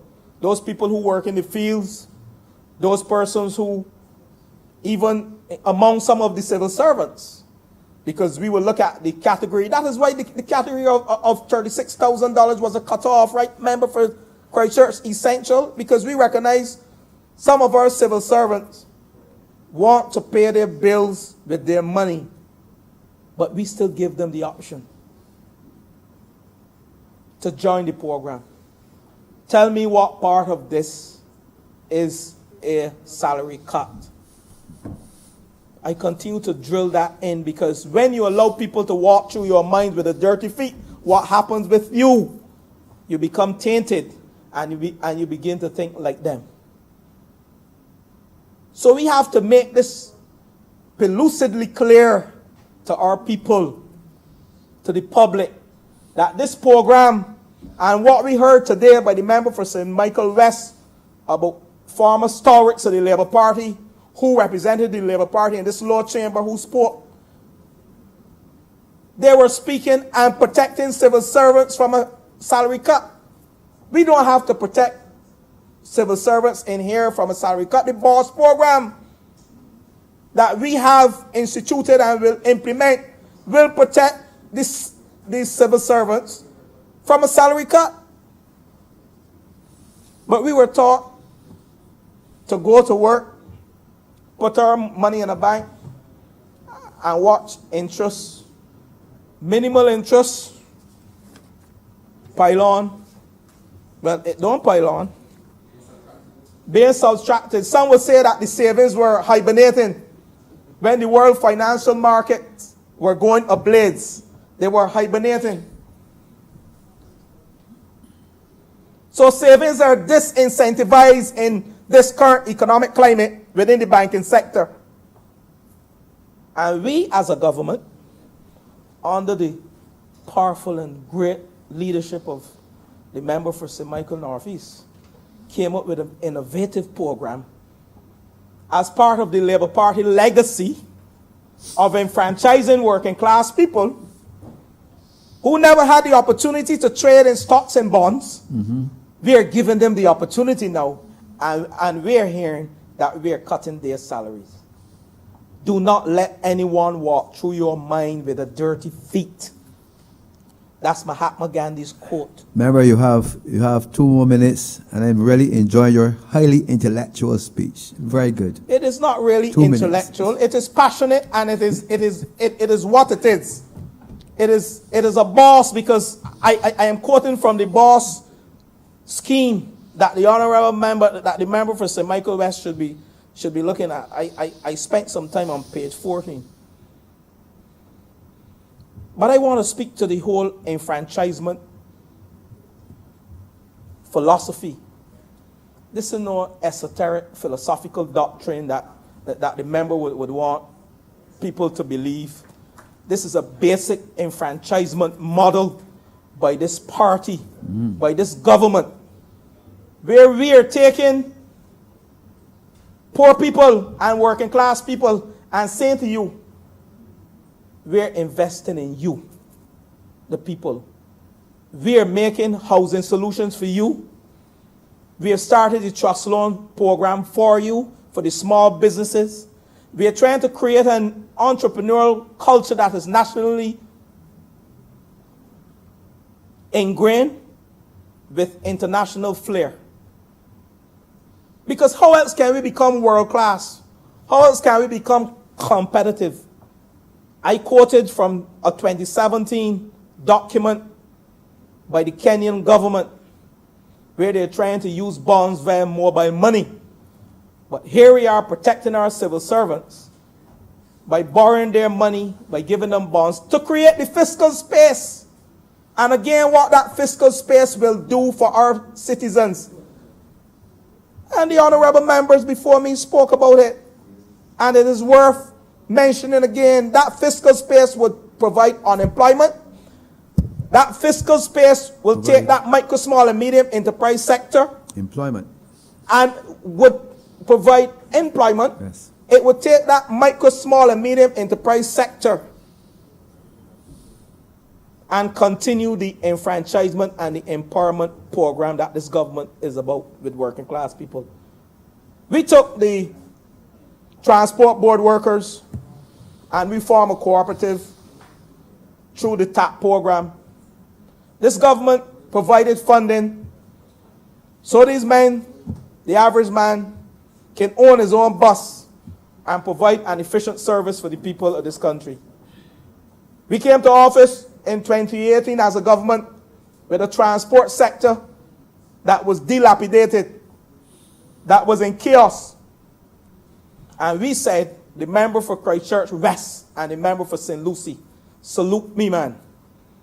Because you all took these workers, we work as a team, and that's how the member for St. Michael Northeast taught us. We don't operate in silos. It's a team approach. And we formed the TAP program. And the union supported. They'd never allowed anyone to walk through their mines with a dirty feet, because they bought into the enfranchisement and the empowerment model for those transport board drivers, that they can own their buses, and the funding was provided through fund access. And that's a part of this wider enfranchisement model and empowerment model. We took people who the last administration never wanted to invest one dime in, and we put $10 million every year through a trust loan program to start businesses in this country. Within 2 years, this program is about enfranchisement. And I say to you, the public servants, if you can buy the bonds, buy the bonds. I am living testimony of someone who bought shares in a company as a working class Barbadian, and I was able to take those resources to engage in home improvement. Moralda Sutherland's son from Ellerton St. George. Never had wealth, but I was given the opportunity through education, and I was able to take those shares after 20 years and cash in. We're only asking the civil servants for 18 months or a maximum of 4 years. This government is about creating the fiscal space to put people back to work and to enfranchise the ordinary Barbadian. And I end as I started. I will end as I started, Mr. Deputy Speaker. I say to you, the civil servants, do not let anyone with a dirty feet walk in your minds. I am obliged to you. Very well. Member for St. James South.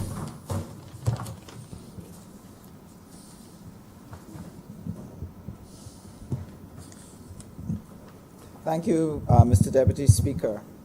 It is a pleasure to rise this afternoon to share in this debate, because I believe that this BOSS program that we are launching in Barbados will make a great deal of difference to the outcomes for the Barbadian economy, for Barbadian citizens and Barbadian families. Closing down an economy is relatively easy, Mr. Deputy Speaker. You just put everybody on lockdown, send them home, tell them they can't come out, and your economy will shut right down on you. And as countries were faced with the task of responding to COVID, one of the strategies that was used to be able to bring it under control was to close down the economy. The trick, however, Mr. Speaker, is how do you open it back up? How do you do that safely? How do you do that effectively? How are you going to get your businesses moving again? How are you going to create jobs? And this is what faced every single country in the world. And to be able to do that, it takes vision, it takes care, it takes courage. And you have to stay focused and be focused on exactly what it is you need to do, when you need to do it, in order to be able to open up safely. I was reading the other day an op-ed where a gentleman was giving an opinion that really stepped aside from what lots of other people were talking about. If you read the literature and you watch the media, you will hear people saying that developing countries are not going to cope with COVID well, etc., etc. But he was able to point out that in truth and in fact, the health end of the crisis, that developing countries so far have actually managed that crisis well. They shut down early, they maintained a safe course, they did the contact tracing, they did all that they needed to do to contain that particular virus and to be able to snuff it out almost. And I say almost. What we are going to have difficulty doing is managing the economic part of that crisis. The op-ed went on to say that the developed world, on the other hand, had difficulty in managing the crisis, had difficulty in bringing it under control. And now we see a spike going on across the world. And that they did not manage the health part of the crisis well. But because of their resources, they will actually do better than developing countries in managing the economic part of that crisis. And that is what we are here to speak about today, Mr. Deputy Speaker. Our BOSS program is a program that is a response to how we are going to open back up our economy and get it working, get Barbadians back to work. Why? Because that pandemic brought us to a danger point. And other speakers would have shared about the shortfall in revenues, close to 450 million in government revenues, which will be needed for a number of things in the country. At risk were civil servant jobs, the delivery of civil services, of social services like education, health, and welfare. Businesses closed, close to 40% out of work, over 40,000 claims, unemployment claims, close to 14,000 persons who work directly and indirectly in tourism, not working, excessive strain on the NIS. And Mr. Deputy Speaker, as an MP, all of us in here know the pain of walking through our constituencies and seeing the impact of COVID on families. People who have no work, no income, suddenly cut. People worrying from day to day how they're going to put food on the table. People who have illnesses, who don't know, could they go to the hospital? Can they not go to the hospital? Will they be able to get care? Afraid sometimes to even go to seek that care. People who can't pay their rent, stress on businesses. And what we had in Barbados is people rising to the occasion, from MPs to charities to service clubs like the Rotary, like the Kiwanis, the Salvation Army, hotels, neighborhood groups, rising to the challenge and providing food and succor for many, many families and helping them. The Sandilian Trust as well. Sorry? The Sandilian Trust. Indeed. And sir, what they did is what every Barbadian understands. That part of our heritage, part of our value system is that we must share and share alike. And it is that quality that brought out the goodness in Barbadians as they sought to help their neighbor. And to me, they are to be commended for it. And I have to speak about that song, This Is Who We Are. I am proud of them. Proud of them. But here we are as an administration having to face what are we going to do to restart the Barbadian economy? How are we going to respond to the economic part of this crisis? Are we going to lay off civil servants? Are we going to overstaff the civil service in order to give people jobs? Are we going to go out there and borrow wildly? I say no. We are more creative than that. We are more responsible than that. Our administration, the Mayor Motley administration, is anchored by a philosophy, and that philosophy has guided every project that we have started, every initiative that we have put down, every program that has been generated by each of these ministers in this chamber. And the philosophy that has anchored us is care for the people, responsible management of their resources, and innovation in coming up with solutions to problems. And sir, I want to congratulate every one of my colleagues for the work that they have done through this crisis and the plans that they have put on the table for consideration that will help to further take Barbados away from this dilemma that we find ourselves in. And sir, the first element that we have put on the table to pull us out from where we are is our BOSS program. And I 100% say it is a BOSS move. It is a BOSS move. It is creative. It was consultative. We took time to make sure we brought along everyone with us in explaining how it would work, explaining the benefits. Now, what was it that the BOSS program needed to do? We've shared it here today already. We had to start first with, what is it you have in your hand? What is it that you can safely start with that will act as a catalyst to pull the economy out? How are you going to preserve civil servant jobs? How are you going to put people back to work by generating new jobs so that you can ease the pressure on the national insurance? How are we going to generate consumption that our businesses can have consumers come in and buy so that they can live again and they too can continue to employ people and pay taxes and bring goods to the market and export goods so that Barbados can continue to grow? And our BOSS program, as you would have heard already today, Mr. Deputy Speaker, ticks every single one of those boxes. It preserves the civil servant jobs. It creates jobs for people because we're going to be investing that money in capital projects, and those capital projects are going to give opportunity to Barbadians to get work that is going to put food on the table, is going to ease the pressure on the NIS, and it's going to create consumers who can go back into Bridgetown, go back to Old Town, go back to Spikestown and Oistins, and go in their communities and spend money with the businesses there. But Mr. Deputy Speaker, it does more. And my honorable colleague from St. George South emphasized it greatly in his speech. It is part of the enfranchisement program for Barbados.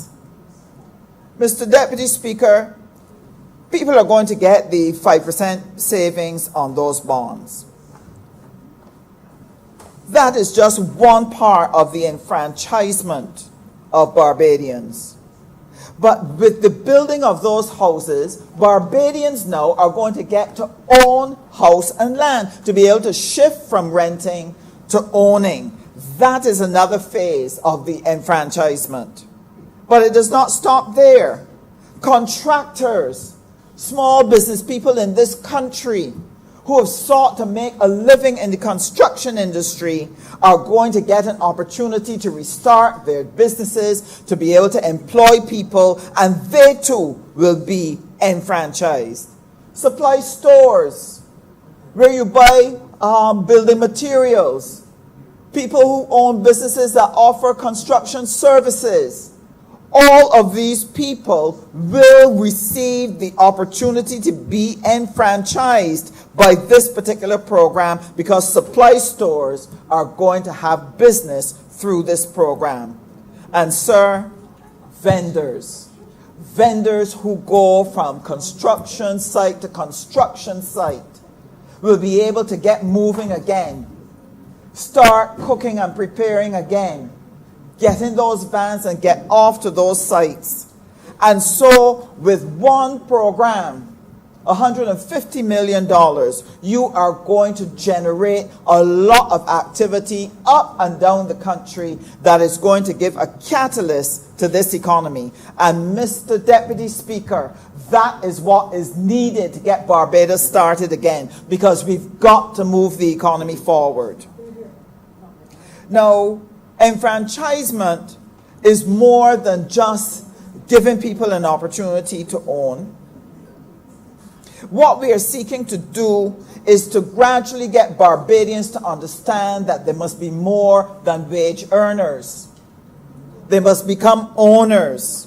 And that is why I want to support what was shared by others today, that there are other opportunities that are going to be coming for people to get involved in purchasing shares, in participating in programs that will allow them to own assets. We already started that with the TAP program. We started that with the FEED program. We started that with the $5,000 loans program that we had started.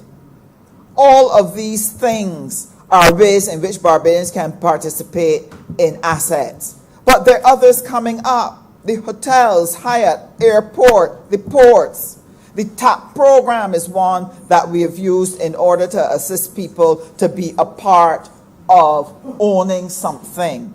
And that is going to be expanded, and no doubt the Honourable Member for Christchurch West will speak to that when that comes up, if it needs to come up in a debate.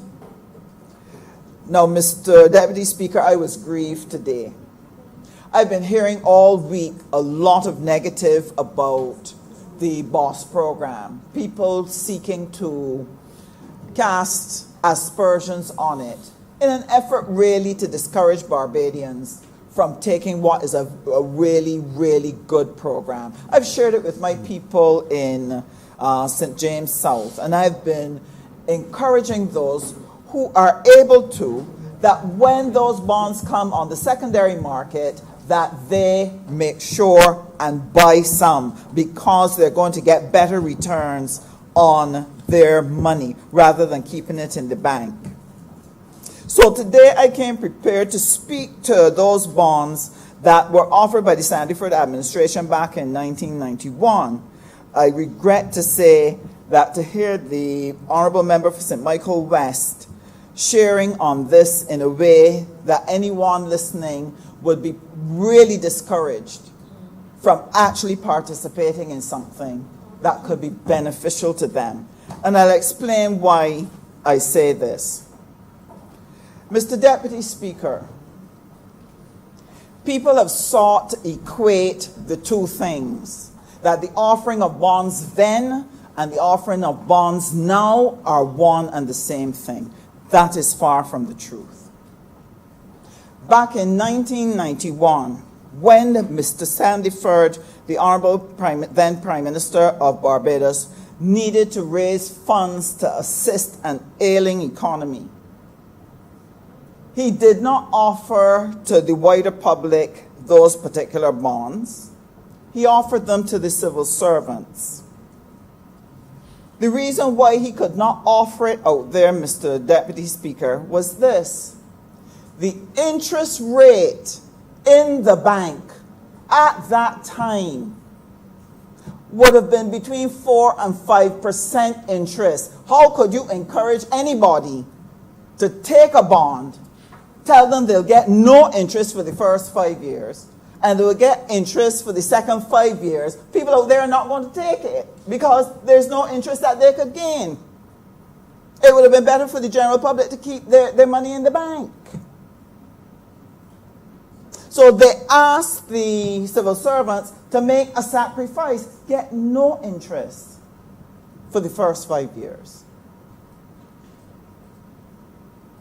Mr. Deputy Speaker, when the honourable members who were in the chamber at that time listening to the proposal on bonds, when they rose to castigate it, it was because the circumstances and the conditions existing at that time would not have made it feasible for civil servants to take up a bond such as this.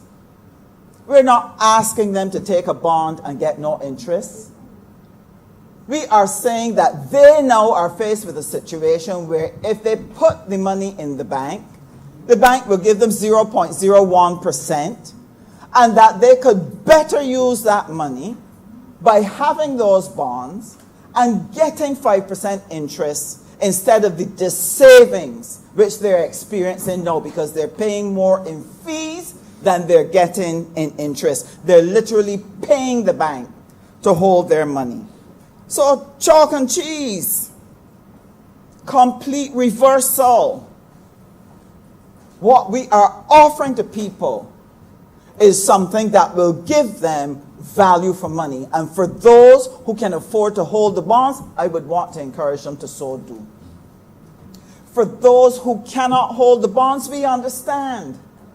So many of us, our incomes are burdened. So people who choose to opt out, that is fine. But those same bonds will be made available to others in the wider public. And believe me, there are people in the wider public who are keen and interested in taking those bonds. They want to know, can't we have some? But we are in a BERT program. We have to carefully manage how much we put out into the public space. And that would be addressed, if it was not addressed by the Prime Minister this morning, it will be addressed this afternoon. And therefore, we have to carefully manage how much we ask for in our BOSS program. So, Mr. Deputy Speaker, through you, I want to say to the Barbadians out there, I want to say to the civil servants out there, fear not. This program, this innovative program, is able to help us take the Barbadian economy from out of the doldrums and is able to empower us to open back up the economy again so that we can get some spending going, that our businesses can recover and we can continue to grow. Now, as I said, it is a catalyst to start the process. It's the first prong. There's more to come. This BOSS program is time sensitive. And what do I mean by that? I can only thank God, Mr. Deputy Speaker, that we came to office at the time when we did.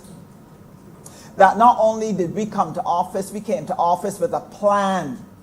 Mission critical activities that we hit the ground running from day one and executed them so well as to gain the respect of the international community, as to gain the respect of the regional community, as to gain the respect of Barbadians.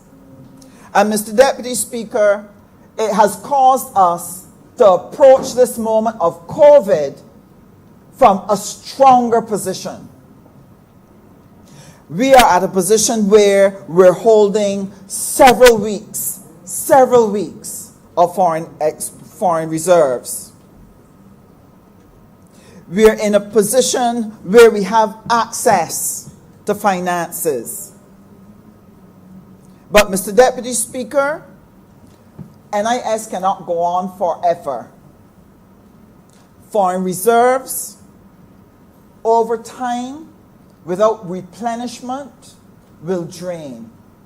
And this mere motley administration has no intention of sitting still, of lagging in restoring the fortunes of this economy and making sure that we can get back to a place where we are increasing our contributions to the national insurance because we're able to help the businesses get back on track, that we're earning foreign exchange because we have a program for export that is going to help this economy be able to find new markets and to be able to grow our foreign reserves. And with the increasing prosperity of our people as they go back to work, government revenues will be replenished. And we need to do that within the next 6 months, all hands on deck, working full out, we intend to ensure that we can turn around what is happening in this country. And this is going to take a whole country approach. This is going to call for government leadership. And I can assure the country that the cabinet is sitting and working on programs and policies and plans to do exactly that. But this plan also requires businesses to play their part, citizens and consumers to play their part, the civil service to play their part, each man doing that which he needs to do to help make this program a success. What is it we are going to need from businesses? Businesses need to take up the program that we have put on the table. Rehire your workers. We will assist you. Buy local. As a government, we can't launch a buy local campaign in our name. But businesses and the BSOs, the business support organizations like the Chamber and the Small Business Association, they can launch buy local programs. They can encourage the citizens to buy local. They can encourage their businesses wherever they are buying goods. First, buy local, then regional. That is what needs to be done to help move the economy forward. They also need to give the consumers some ease, because some of them are going back to their jobs, but maybe getting less money, maybe getting shorter hours. So we have to ease on the prices where we can in order to allow the consumer to be able to take care of their families and to help keep the sales still rolling over in a business. Because if we can at least cover our expenses and keep our operations going, the economy will continue to grow until such time it is restored to health and we can move on to prosperity. In all of this, our workers are important. Every employee now needs to be efficient and deliver service. That how we worked before COVID now has to go into a high gear after COVID, because we need now to be very cost sensitive, to do all in our power to keep the cost of every operation down and to maximize the profit of every business. And this is going to be the responsibility of every person who works in an organization. We have to make sure that on a daily basis, all that we have done meets the need of that company to be able to take care of its expenses. That means that we need to be on time for work. We need to be on time coming back from lunch. And what is very important, Mr. Deputy Speaker, that if it is 5 to 4 and a customer turns up looking for service, don't say we're going to close. Let us do what we need to do. Invite the person in and give them that service. All of this will help companies to be able to be efficient and profitable and make sure that they make the most of whatever consumer business they have. This will help them to stay the course. Now, for businesses and individuals to do that, for the quality of service to rise, it is important that our workers engage the STAR Bajan program. An online training program has been launched with a view to creating global workers, with a view to create global excellence. And every single person in Barbados needs to find something on that portal to do, to learn, so that we can raise the quality of what we are doing, so that when Barbados opens for business internationally, they find a better Barbados, a stronger Barbados, a Barbados that is able to deliver on service so that we can be competitive with the best. Why? Because everybody in the world is going to be fighting to gain whatever business is out there. So we're going to be competing with the big countries, the small countries. We're going to be competing with big enterprises and small enterprises. And we have to make sure that we are able to be competitive in that global economy. So, Mr. Deputy Speaker, there's work to be done. And I want to appeal to our civil service. They're not only going to be the catalysts for change, as they help to create the financial space for the government to be able to get some money that we can put into projects. They're going to make all the difference to how they support businesses and individuals, how they serve them, whether it's at the welfare, whether it is at the licensing authority, whether it is in the markets, whether it's at the port, whether it is in schools, that how efficiently we work every day as a civil service is going to determine the speed at which the economy can move. It will determine an impact on how profitable a business can be. It will impact on how efficiently we deliver services to people, that people are able to continue on their journey of working to rebuild the economy. And while we are going about the rebuilding of the economy, I want to say this through you, Mr. Deputy Speaker. We must operate with sense. The honourable member for the city has led the people of Barbados through this COVID crisis, helping to manage its dynamics and ensuring that we've never had a major breakout in this country. We've not been cat-spraddled, and may God help him and his team and the rest of Barbados to maintain this. We must not now destroy it by being careless now that we have reopened our economy. We have to operate with sense. We've got to wear our masks. And I want to encourage the people in Halls Village, in Durance, in West Terrace, in Haynesville, in Oxnard. Let us do what we need to do to protect ourselves, because my constituency has a very high level of people in their 50s and 60s and 70s. And therefore, many of them would be vulnerable to COVID. So that is why I want to especially appeal to them. Remember, but to you the have whole 2 of minutes Barbados. more. 2 minutes more, please. Thank you, Mr. Deputy Speaker. I encourage you to wear your mask. I encourage you to sanitize your hands. And I encourage you to observe the social distance. Never let your guard down, because we can do this. Barbados can do this. We have the talent in the country. We have the leadership necessary to take us through. And if we use our hearts, our heads, our hands to full effect, we are going to be able to be successful and to bring this nation to a place where we will be able to prosper again.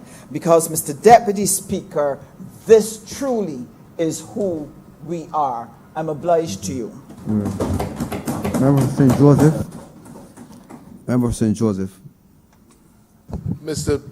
Speaker, I promise that it won't be too long. Deputy Speaker. I sat and listened patiently for the most part to the Leader of the Opposition in his exhausting intervention. And I felt, sir, that it would be remiss of me if I didn't seize the opportunity to perhaps clarify some of the waters that he so intentionally tried to muddy. Mr. Speaker, I remember being a... Deputy. Mr. Deputy Speaker, I remember being a young lawyer in the early 90s. In the early 90s, sir, when the 8% cut was imposed on Barbadian public servants. And, you know, the Leader of the Opposition sought to equate what we're doing now with what was done then. I don't know, sir, that it was fair of him to try to equate the two. He, as an aspiring politician, would have been immersed, I'm sure, in the efforts on this side, the Barbados Labour Party side, to fight against that salary cut. And I remember fairly well the history, sir. And I remember the forms that public servants had to sign to say whether they wanted to accept the cut in pay or not. And arising out of that, sir, a lady named Gladwin Ophelia King brought an action in the High Court seeking a declaration that the Reduction of Emoluments Act be declared to be unconstitutional because pursuant to that act, sir, the government of Barbados was reducing her monthly emolument by 8%. The government of Barbados in 1991, sir, was reducing the monthly emolument of public servants by 8%. Now, the leader of the opposition clearly read his book on rhetoric and how to argue and the effectiveness of tone and repetition. And he latched on to a catchphrase, a cut by any other name is still a cut. A cut is a cut is a cut. But sir, it would have been better if the leader of the opposition had begun by recognizing that there's a gulf of difference between what we're doing now and what happened to his beloved Gladwin Ophelia King. The piece of legislation then was called the Reduction of Emoluments Act, and I will repeat it, sir. It served to reduce the monthly pay of every public servant by 8%. Sir, in this boss bill, the monthly emolument of public servants will not be reduced. Now, I don't know if the leader of the opposition has a difficulty understanding that the people who we serve at the end of the month have an option of taking home every single penny that they took home the month before. Now, I don't know how that could be considered a cut, sir. Because if I was earning $1,000 a month, January, February, March, April, May, and June, and in July, sir, I walk home with $1,000 a month, having a little trouble trying to fathom how the leader of the opposition equates that to a cut. Now, I believe that his purpose here was not to put any other view, but to try and engage Barbadians in an exercise in sophistry. But that's what the ancient Greeks did. In fact, that was the highest form of argument. But it has no place today when we are dealing with a COVID environment, a pandemic that is virtually wrecking our economy, and this government is putting its shoulder to the wheel, sir, to ensure that coming out the other side, we have a Barbados that can continue to serve our individual needs. Sir, I hope that the public servants who have so far indicated their support for the bill do not falter in their commitment. A public servant will have the option monthly. And there's a reason that it is monthly, sir. Because every 30 days you can change your mind. Let's begin there. In the Reduction of Emoluments Bill Act of the 1990s, you were locked into a salary cut for the entirety of the period. I think it was 18 months on that occasion. You had no choice. You couldn't change your mind, nothing of the sort. Everything about what we are doing today, sir, gives every public servant the choice. He has the choice, sir, of keeping his bond allocation. He has the choice of keeping his bond allocation. He has the choice, sir, of keeping part of his bond allocation and taking some in cash.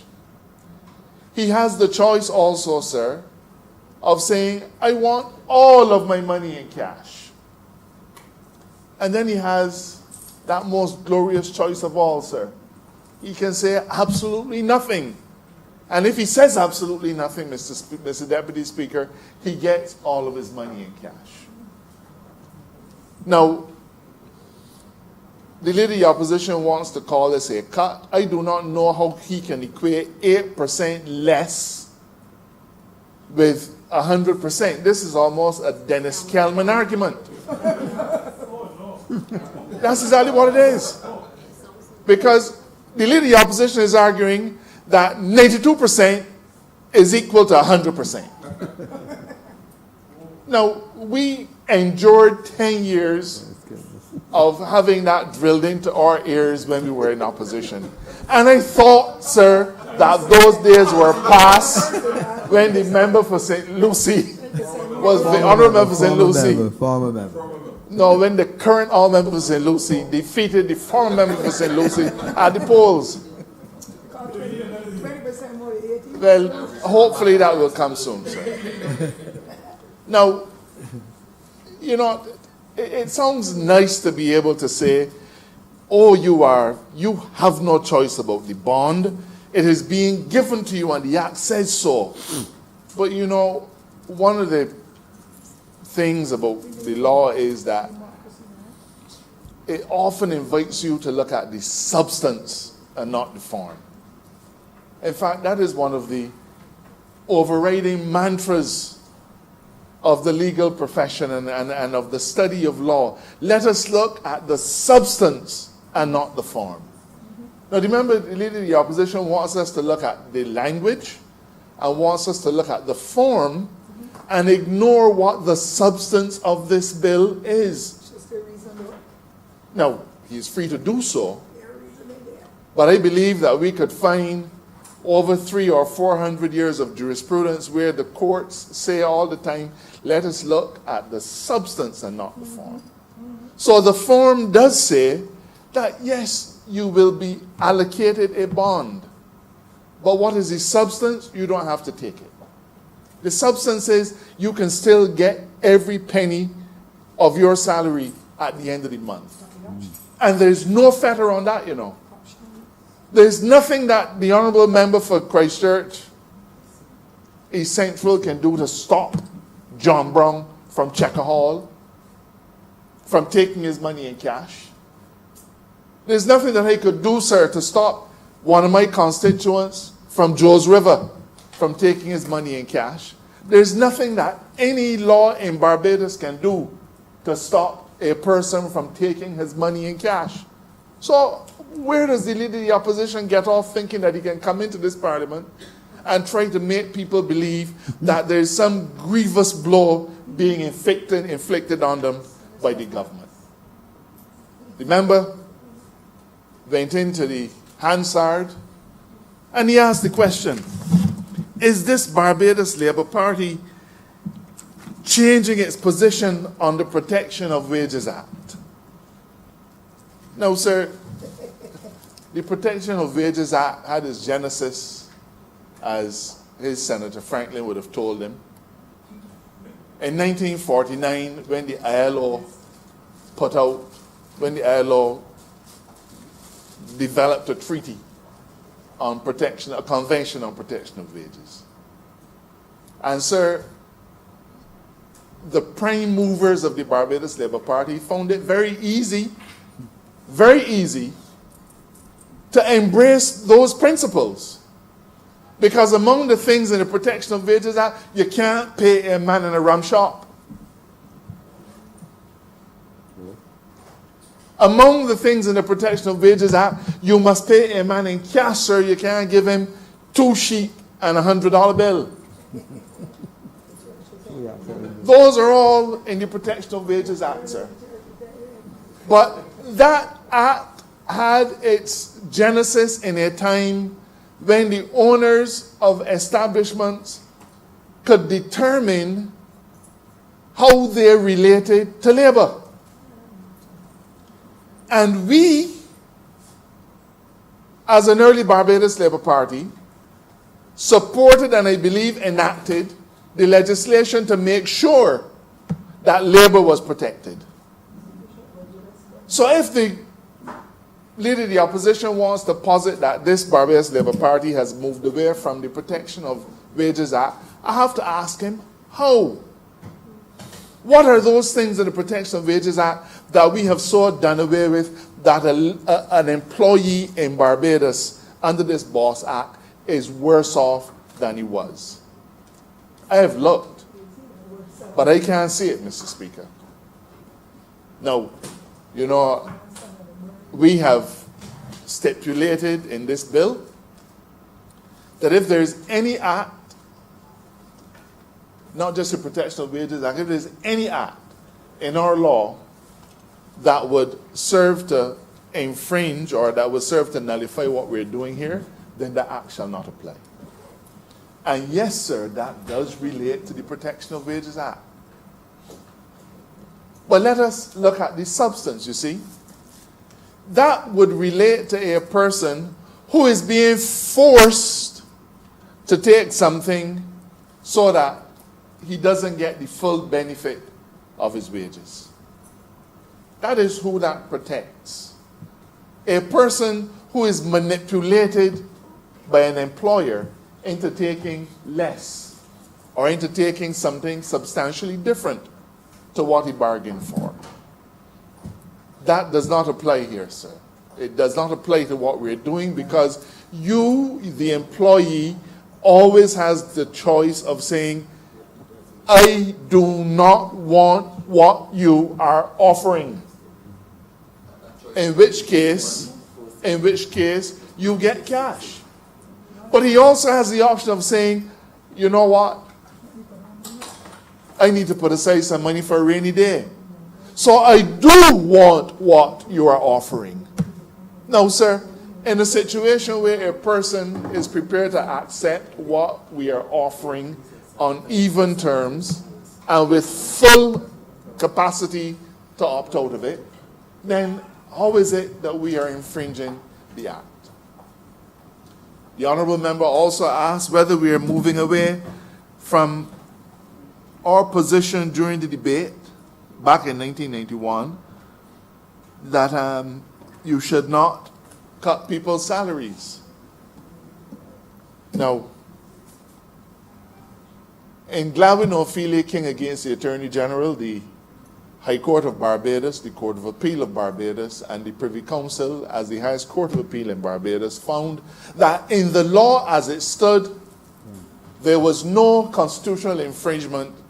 There was no infringement of Gladwin King's constitutional rights by reducing her salary. In all three of those decisions, the courts found that while Gladwin King had a right to a salary, she did not have a right to that specific salary, and that the law was entitled, the statute was entitled to vary it downwards. And so all of our courts accepted that what the Democratic Labour Party did in 1991 to cut salaries was lawful. Mr. Speaker, then in opposition we said, when we should come to government, we are going to amend the Constitution. We said when we should come to government, we're going to repay every cent.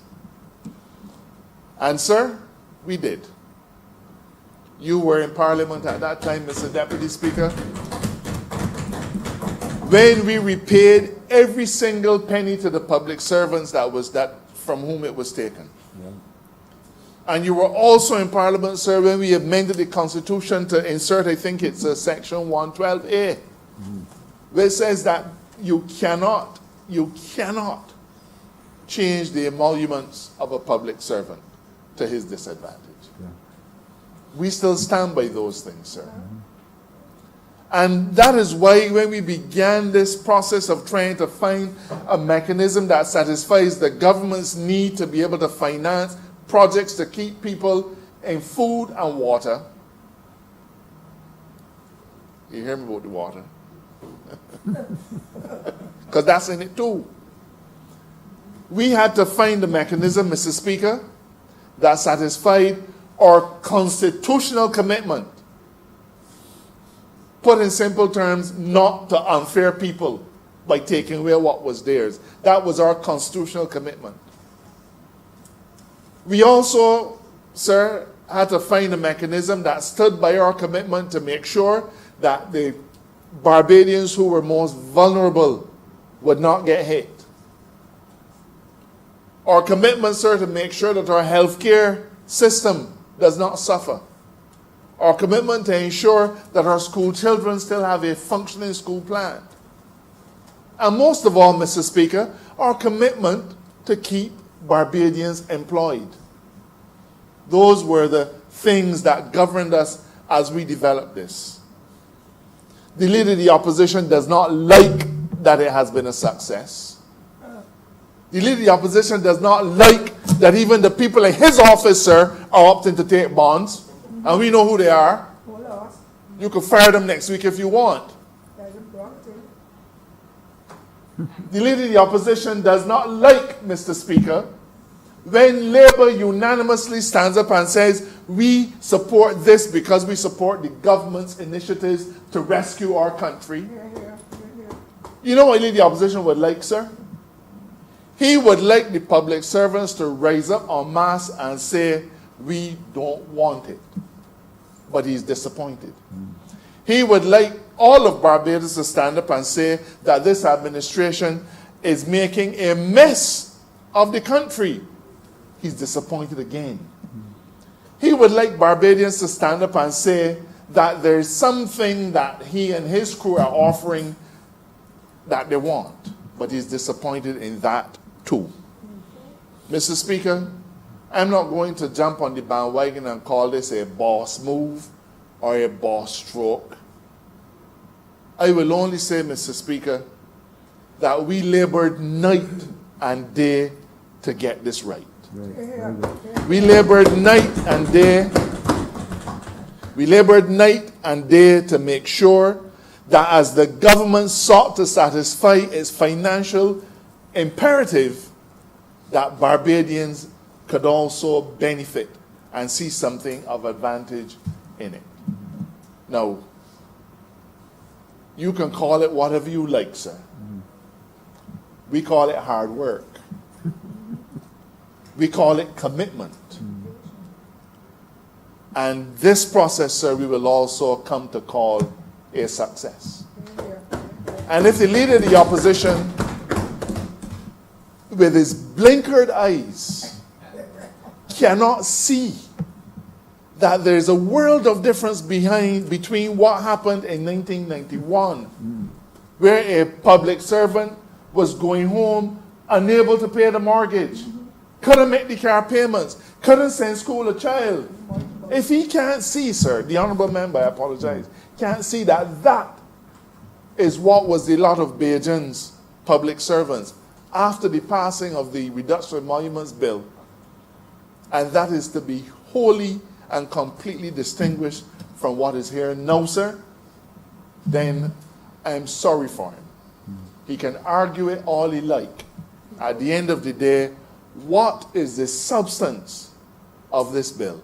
And the substance is, in every case, that every single public servant gets to make a choice of whether to take home his pay or whether to put aside something for a rainy day.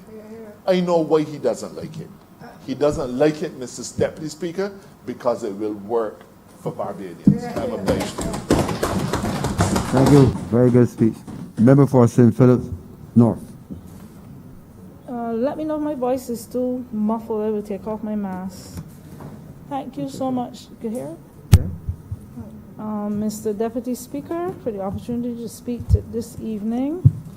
Just a few things. I want to also pay tribute in the best of ways to the Minister of Health and Wellness, who has been doing a wonderful job with respect to the COVID pandemic. I want to congratulate him and also thank the frontline workers, all of them, including the supermarket workers, the bank workers, everybody, on the wonderful job they're doing. I too agree with the member for St. James South, who gave the good advice to continue wearing your mask, and I see that the vast majority in here are wearing masks, and I hope that will continue.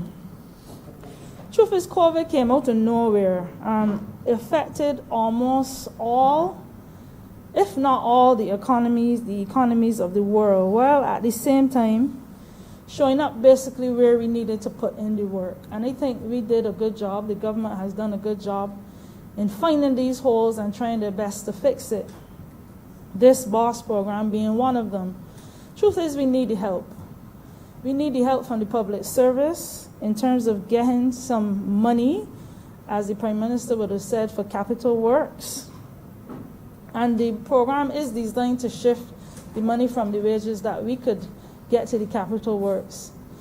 But as a doctor, I am trained to look for what's wrong and what is abnormal. And here I must admit that most of it is quite good. I agree with the initiative for the most part. I also want to use this opportunity to offer my sincerest condolences to the family of the late Dame Patricia Simmons. She would have been one of my headmistresses, and I could not stand here in Parliament without saying this. She was a lady, we called her behind her back Ginger, as a term of endearment. I think it was for the color of her hair, but she commanded respect, demanded respect, and in turn gave respect. I want to pay that tribute to her. For that reason, I'm probably here going through all of these papers trying to learn a little more. But she was a beautiful and bright individual. She demanded discipline to the highest. I remember at one time a student got suspended for what we would call a walk-up competition. It was no television, it was on the radio, but the next day, Dame Patricia suspended her. I remember the closest part to me that I can remember is when the Right Honorable GM Tom Adams died, and then Patricia stood on the platform in tears, and the whole room felt it. Indeed, many of us were also in tears. So my greatest sympathy, I may not be able to attend the funeral, but I extend that on the behalf of the SMSers, as they call themselves. Back to COVID and the BOSS bill now. As the PM said, it's designed to help with the refurbishment of buildings, and it's my sincerest hope that this includes the school. COVID has let us see the deficiencies we had in the buildings of the schools. Some of them are just too small, and I'm hoping that that goes to that. I'm also hoping that it goes to house repairs. In my constituency, I have several dilapidated, some very badly dilapidated houses. I hope that are in need of urgent repairs, especially now in this hurricane season. And I believe that that would go there too. The roads at this point in time, we're in so much debt and trouble that that we need it, but for the time being, I could allow that to take a back seat for now. It is my dearest wish that the small contractors get to be a part of this rebuilding. Put some of the monies into the hands of the smaller contractors. The Honourable Member for St. James South, I agree with her totally. The vendors might have a bit. The contractors, the builders. I'm a little worried about the hotel workers though. The housekeeping staff and the restaurant staff is going to be a little more difficult.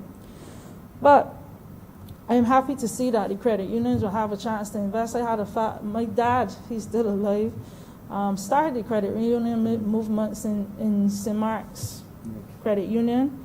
And he always said to me, it's better to invest in the credit union. Don't take out your money, invest or borrow from the credit union, that they make some of it. So I'm happy that they will have the opportunity to partake in this as well. But I will not be who I am if I do not bring the concerns of the constituents to the House. And while I am backing the BOSS program, definitely backing it, there are some concerns. The truth is mainly out of fear, in my opinion. There are people out there who are ill-informed, for want of a better word, about the program. There was initially a panic when there is talk about mandatorily having to take up the bonds. I have people coming into me, somebody that actually worked with me on weekends that went into serious panic because she was holding up her family who would have lost their jobs in the hotel circuit because of COVID. The 5% that we would have got, some of us took out vehicles, some of us took out mortgages, some of us increased loans for various reasons. And she was faced with the prospect of less money per month to get some of this done. And I'm happy to see that that was put in where it is optional, or should I say optional for you to opt out of the program. I'm happy about that. There's also a sense of distrust for government bonds, government debentures, government treasury bills, as one could accept the distrust. Our onus now is to correct it. People are still reeling from the treasury bills. People are reeling from the CLICO. I dare say as far back as the trade conformers, which I could barely remember, people still have that in the memory, and it's the onus on us to put in the trust, to have them trust us again. Although we probably deserve it, I think the onus on us is to educate these people, let everybody be involved. I'm seeing the unions in the newspaper article, for instance, where he said 500 people, most of which one of the leaders, one of the presidents, most of which agreed. But I've been having complaints that many members of the rest of the unions, or people who are not in the union but in civil service, have not been able to air their views on the subject. So to be fair, we need to include all of these people in terms of the talks so that everybody's on the same page. With respect to St. Philip North, many of them are already feeling stressed, and hence the distrust. They're stressed about having to contribute to other initiatives, although we may not necessarily benefit from them. I can say for sure that the constituents of St. Philip, not necessarily North and some of the other countrysides, have been definitely contributing a lot to the economy. We have graciously agreed to help pay the sewage taxes on the sewage system, although it's not used there. We probably use most of the, we probably spend most of the bus fares, so we contribute there too. So there's a sense of the middle class taking up a lot of what others can help with. They're talking, we contribute a lot to the fuel taxes. Many of us work in the city, and luckily I'm not one of them. But people need to understand that in the long run, this is for their benefit. 18 months sounds short to me. It may be worth it in the end. But people need to be mindful that it's not a lump sum payment at the end. It's added to your salary, which will increase. So while the Honourable Member for St. George South would have benefited from his investment in his company, in a sense, this will come back differently, in that you get a little bit every month, which of course will help pay extra bills and so on. But it's a little different. We need to, the Honourable Leader of the Opposition, although he rubbed people the wrong way, there were some points he made that were worth listening to, that were valid points, because people are still holding on to them. One of them is the fear of victimization. And the truth is, I've heard this. What if I don't take it out? What will happen to my being appointed? I have people, for instance, I spoke to a principal yesterday who honestly said he cannot opt into it because he's still being paid as a deputy principal after a year has gone. He's not seen a bit of the salary for being principal. So there are people like that that are fair, and I'm happy the Prime Minister would have addressed that earlier with respect to appointments, so that people can move on into getting their mortgages, buying their houses, buying their homes, things like that. But the basis of it is to allay people's fears. We need to educate, meet with them, consult, and inform. But on the whole, I think this is a good idea. The powers and the minds that be did a good job on it, and I support it. Thank you. Very good speech. Thank you. Member for Christchurch Essential. Thank you very much, Mr. Deputy Speaker. With your permission, sir, I'll be wrapping up the debate. on the Barbados Optional Savings Scheme bill this afternoon. Now, sir, you know that I fully support this bill because having done the very hard work, sir, over the last 2 years of creating an atmosphere of confidence in this country, from a stage where, sir, nobody believed in Barbados, which for the first time in my lifetime, sir, was a complete shock. Because I grew up in a Barbados, sir, where people looked up to Barbados. Barbadians believed that we could do anything, sir. And we were brought to a point, sir, in this country where nothing seemed to work. Nobody believed that anything could work, sir. But over the last 2 years, we have been able to demonstrate to all Barbadians and certainly, sir, to the rest of the world, that Barbados, once we put our minds, sir, to any specific action and apply the focus and the discipline, sir, that we can achieve anything. And I am proud here, sir, to stand this evening to fully, 1,000,000%, sir, support this bill, because I understand, sir, that in the context of where the world is today, that Barbadians will respond in the affirmative, sir, to the call of clear, decisive leadership, sir, which 2 years ago, sir, we asked Barbadians to respond to.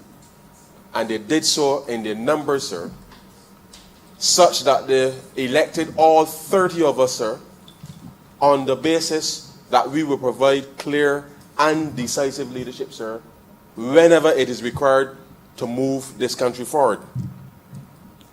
And so, as I listen to the debate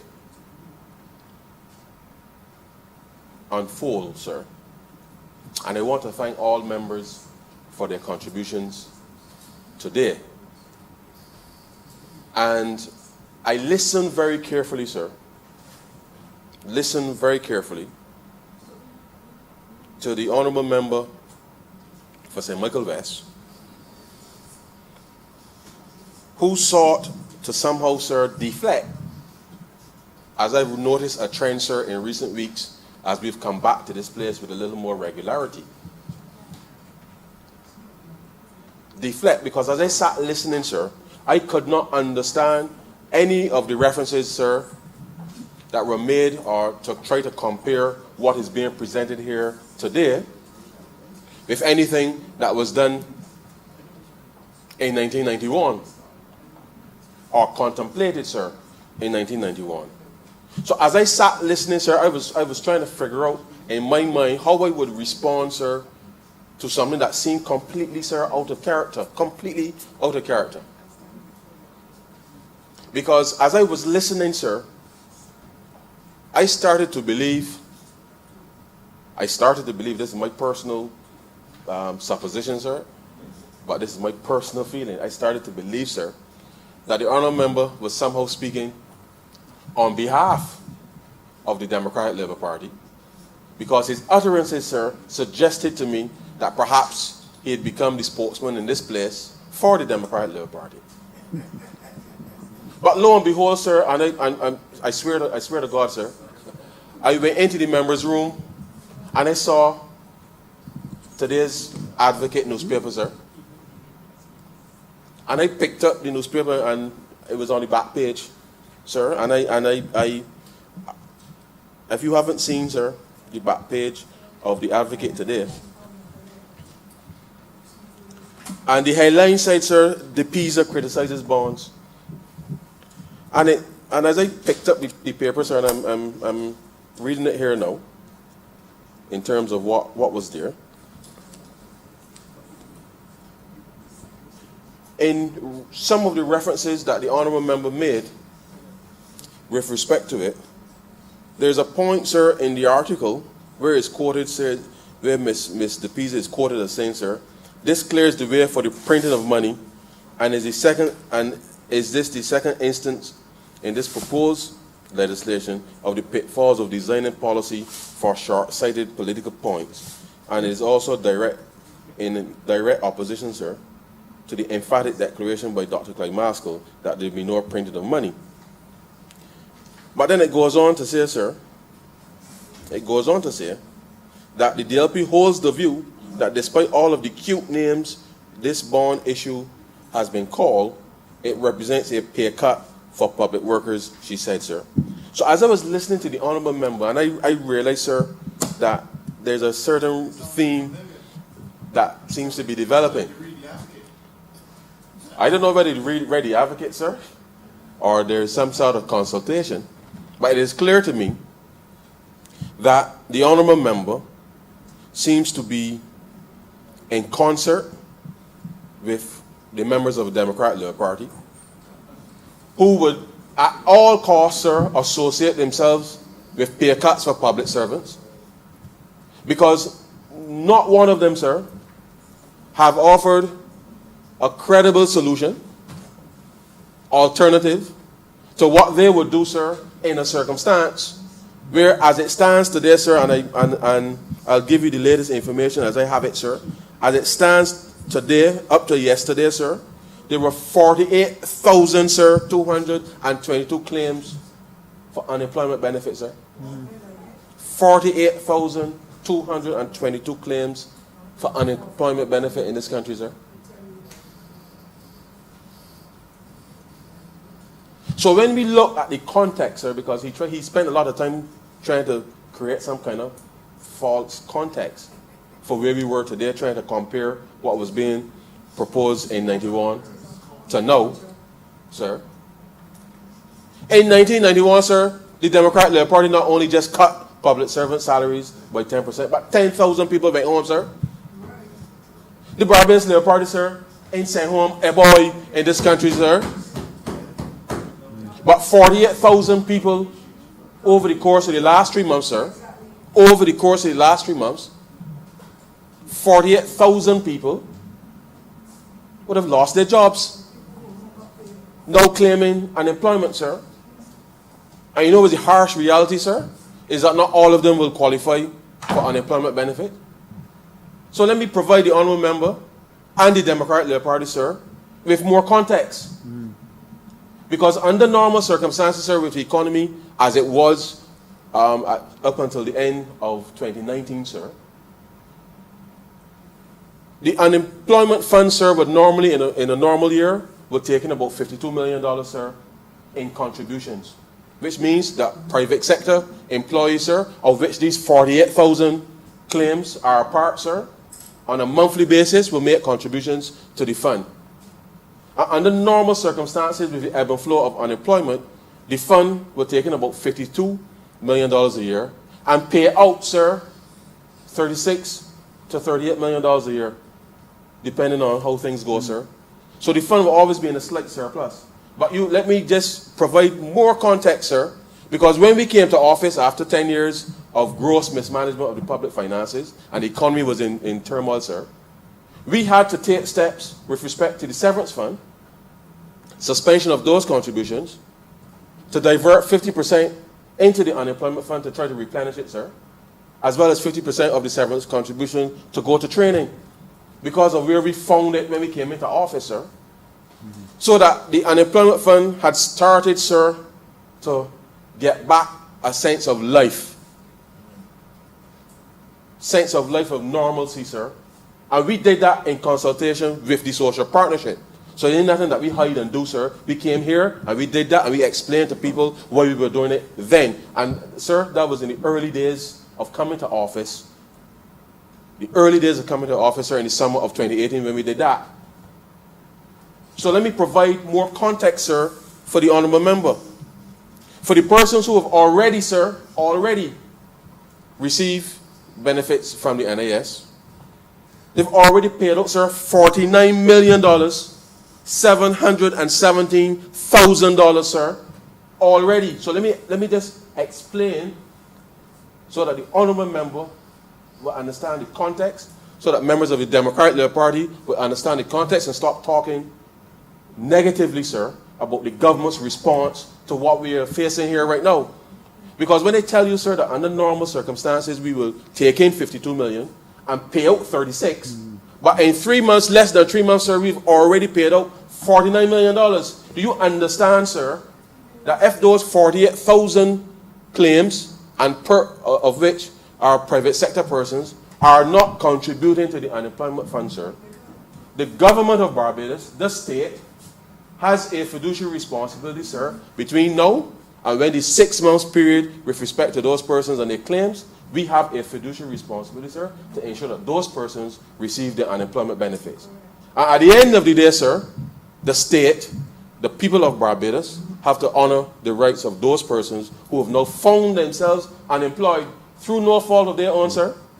Through no fault of their own. And therefore, when we look at how government will respond, sir, to this, and the BOSS program is just one element, sir. One element of the response. Because every public servant, sir, every public servant knows somebody out there, sir, who's either unemployed now, is either the friend, the family, there's a church with them, there's in a sporting group with them, sir. Some kind of association, sir, because there are people, they may strangers, they may foreigners, sir. They are Barbadians who are now unemployed, sir, through no fault of their own. And one way or the other, we, the people of Barbados, have to ensure that they don't fall through the net. We provide a safety net for them, sir. So when the honorable member for St. Michael West gets in here to say that we are presenting a salary cut to public servants, sir, it is nothing further from the truth. Because in reality, sir, and let's make it clear, public servants, sir, are paid when private sector activity takes place, taxes are paid into the coffers, sir, and then public servants are paid. But if you have 48,000 claims for unemployment, sir, and I anticipate, sir, I know that we've reopened and things have slowed, and I hope, sir, that will continue to slow and decline as we open back the economy. And I know that our next debate will be related, sir. But the reality is, we hope that through what we are doing, sir, knowing that with travel suspended and tourism not likely to come back in the normal way within the next 3 to 6 months, that we have to find a mechanism, sir, where we put as many of those persons back to work as possible. As many of those people back to work as possible. And therefore, the BOSS program has to be seen, sir, as part of how this entire country, sir, responds to our citizens. Because we have given a commitment that we will not leave anybody behind. Now, will things be normal, sir? Of course not. Because you know what, sir? Those persons got the same commitments that public servants have, sir.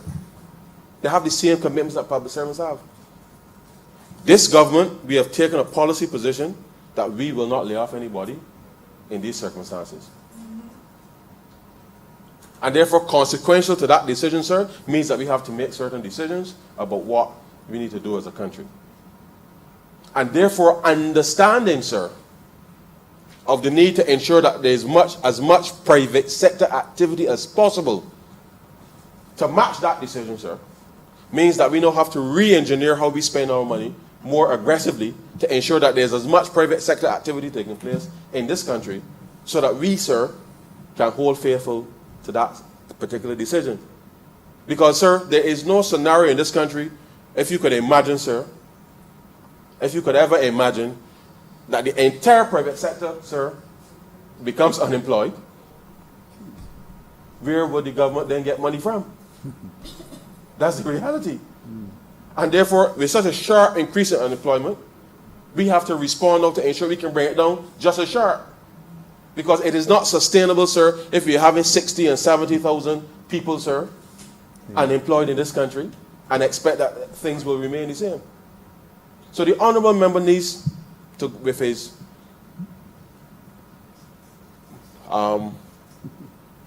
affiliates, understand the context that this country really has found itself in, because none of us created this, and that we are responding now in an innovative way that will put as many Barbadians back to work as possible.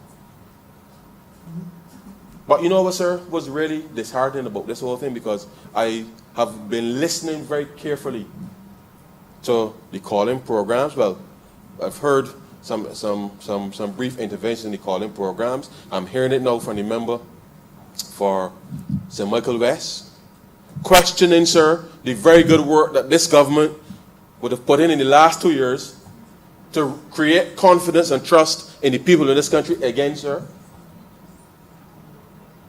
And let me just say for the record, sir, for the record, you would recall, sir, you would recall very clearly in either late 2013, sir, or early 2014, sir, when under the last government, they allowed the central bank, sir, to liberalize the minimum deposit rate and move it from 2.5%, sir, down to 0.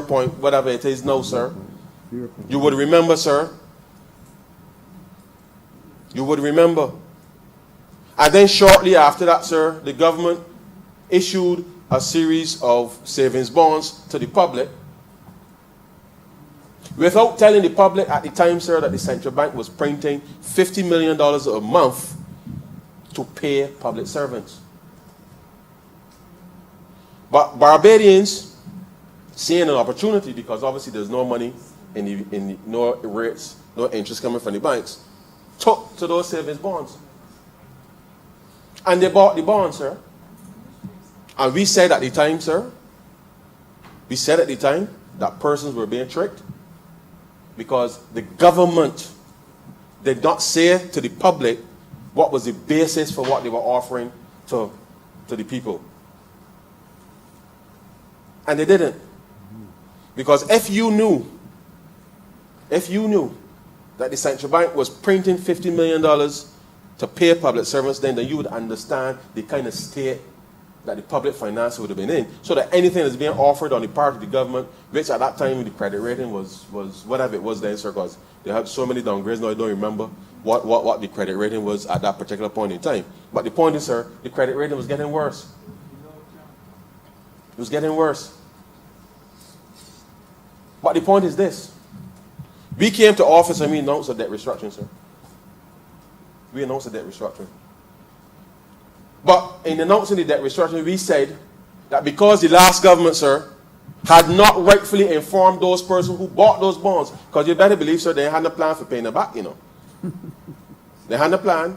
So when the honorable member spoke about why a 4-year term, and not, we try to create some kind of doubt with respect to what this government is doing. We, sir, said to Barbadians that those savings bonds that were issued under the last administration would not be restructured. And we said that because the government of the day did not say what the proper financing of government was at the time, sir, that we felt it was important to protect Barbadians from the restructuring of those savings bonds. And we did that, sir, to the point that June 2020, sir, 2020, approximately 44 million of those bonds, sir, that were bought the very early set will be repaid this year, sir. And they will be repaid to those individuals, sir, because we have taken the decision that we would have stabilized, sir, the debt situation. We've put the public finances on a better footing, sir, than it ever was under the last government, sir, which then allows us, sir, to be able to manage how we treat to debt in this country. So all through this year, sir, all of those persons who bought the savings bonds, sir, in 2014 and 2015 and 2016, sir, actually it was 2015.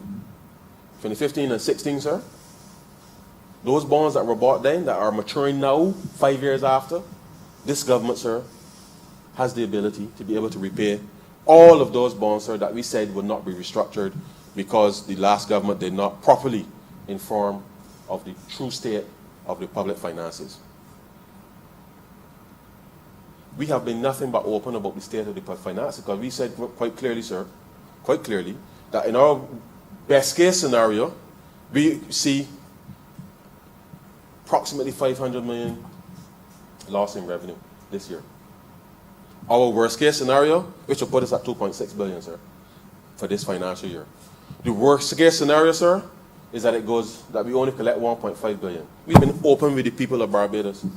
And we are working to make sure that the best case scenario does not materialize, and that we do what we can do, sir, to ensure we get as much activity to get to as close to that as possible, or even better it. Because we are not going to sit down and do nothing, sir, and hope that somebody comes along to rescue Barbados. From day one, sir, from day one, we have been working as a government, to steer a ship, sir, that has always been in choppy waters. And we were just about to break clear, you know, sir? Just about to break clear and get a little smooth sail. But you know, sir, when you got Moses, the sea is always rough. When you got a Moses, sir, the sea is always rough. But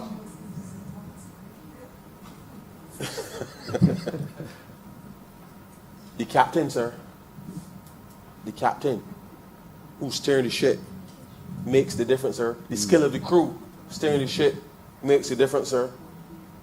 And this government, over the last 2 years, sir, have been battling stormy waters.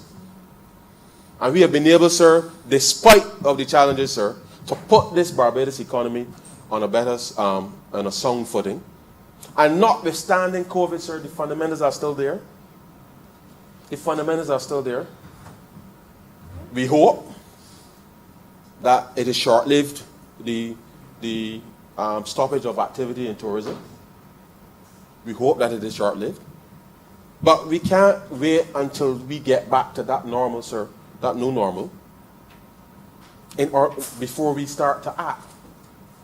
And therefore the BOSS program today, sir, as presented before this Parliament, as I said, is part of the response, sir, to where we are right now in terms of the adjustment that we have to make this year, and certainly over the next 18 months. So let us not, sir, confuse in any way, that which was proposed in 1991 or the context in which it was proposed in 1991. Do not, sir, be convinced in any way that the Honourable Member for St. Michael West could possibly be serious about what he may have presented this morning. Because one, sir, the central bank is not printing any money. If we wanted the central bank to print money, sir, we would have come here and we would have amended the Central Bank Act and the financial rules, sir. Those, I can't remember the specific sections now. But when we came to office in July of 2018, sir, we came to this very chamber and we amended two parts, sir, of two pieces of legislation. The Central Bank Act and Section 43 or 44 of the Financial Management of the Act, as was then, sir, with respect to how Central Bank will finance government in any given time. If we wanted, sir, the Central Bank to print money, which I saw a reference from an economist in the paper saying that the bank should print money. And the truth is, sir, it is amazing how people seem to forget so easily, sir. The Central Bank printing money is an absolute last resort, sir. An absolute last resort. But let me just make it clear for the Honourable Member. Let me make it clear for members of the Democratic Labour Party. Let me make it clear for all those in the country who are saying these things. If the government of Barbados wanted the Central Bank to print money, we would have come here, sir, and we would have made the amendment in this Parliament, as we said then, that we would do to let the entire world, sir, not just those in Barbados, know what we are doing and for what length of time we will be doing it. But we have not yet gotten there, sir. And why have we not gotten there? When we came to office, you heard the Prime Minister, sir, this morning, and then let me repeat. When we came to office, sir, we had just about $440 million in reserves. And what is critical is that we had $100 million in debt service in June, which would have taken it down, which would have been for the Credit Suisse. You remember, sir, the Credit Suisse loan in June of 2018. And therefore, had we not taken the decision to suspend the external debt, By the end of June, we would have had 300 and a little bit. And then by the end of December of the same year, it would have gone down a little further. And that was if we had continued to do that which the previous government was doing. But today, sir, and I said today, it's really yesterday. As I am looking at the report from the Central Bank, sir, daily gross in the National Reserve, sir, is $1 billion, sir, $993 million, sir. $7 million shy of $2 billion, sir. And we have been able to do that not just because people felt for Barbados, sir. We did the hard work. We've passed all of our targets, sir. Because there was a point, sir, where nobody would lend the government of Barbados any money because our credit rating, sir, was so poor. We were not paying refunds, sir. We were not paying people on time. As a matter of fact, sir, the government itself, sir, was not even paying national insurance contribution for the very same public servants, sir, today, who are overwhelmingly, sir, seeking to participate in this BOSS program. So when the honorable member for St. Michael West talks about we are presenting a cut to public servants, sir, the public servants understand what's going on because we have consulted with them, whether you're in the union or not, sir. You understand? Because it is important that as we go along this path, sir, that the honorable member and those who he associates with understand very clearly the difference between, I don't want to say us and them, but there's a difference, sir, between a government and a set of people who just came in here before, sir, and masqueraded as a government. This is what governance looks like, sir. This is what governance looks like. And I will take absolute umbrage, sir, to any suggestion that this is a pay cut or any stretch of the imagination, sir. It is not. And the honorable members knows that. But it's only because of the back page of the Advocate today, sir, that I now understand some of the statements of the honorable member. Because he seems to either be competing or in collusion somehow or the other, some kind of confusion, I suppose, sir, in somebody's mind about what should be said in here. Because I cannot imagine, sir, that what I'm reading in the paper could find itself in this place in a circumstance where all of us, sir, rub shoulders on the length and breadth of this country, and all of us understood, sir, the state of the economy, because the Prime Minister, sir, myself, the honorable member for St. Michael's South Central, and the rest of the economic team, sir, briefed all of us in this place, sir, before coming to office. All of us. So it's not that any of us in here can say that we didn't really know what the situation was, and I can say, sir, that whilst some members may be not as technically involved to understand all of the nuances, we took the time, sir, as an economic team before the last election to explain to all of the members in this place, and sir, when I say all, I mean all, sir, all, as to what the path will be. And we set out, sir, a mission critical agenda upon which the government would operate. So when the honorable members made references to cut, sir, he cut himself loose from this government early on, sir. Early on. Early on. He, not any of us, sir. We ain't cut nothing. He cut himself loose. And therefore, sir, we are committed, sir, to maintaining social stability in this country. This is a part of maintaining that social stability, because no Barbadians, sir, should feel as if they are being left behind when it is not their fault, sir. I can assure you, sir, that none of those persons who are claiming unemployment now at the beginning of this year could even conceive that airplanes will not be traveling. None of us, sir. No business would have conceived that they will not be getting any revenue, sir, at the beginning of this year. As a matter of fact, sir, we were building momentum with the gathering, sir. We were really now starting to really get into rebuilding a sense of pride and community in this country, sir, in a way that has not been felt or seen for some time. And we didn't do that because, sir, we didn't have nothing better to do, sir. We understand, sir, that before we came to office, that there was a sense of despair being felt in this country.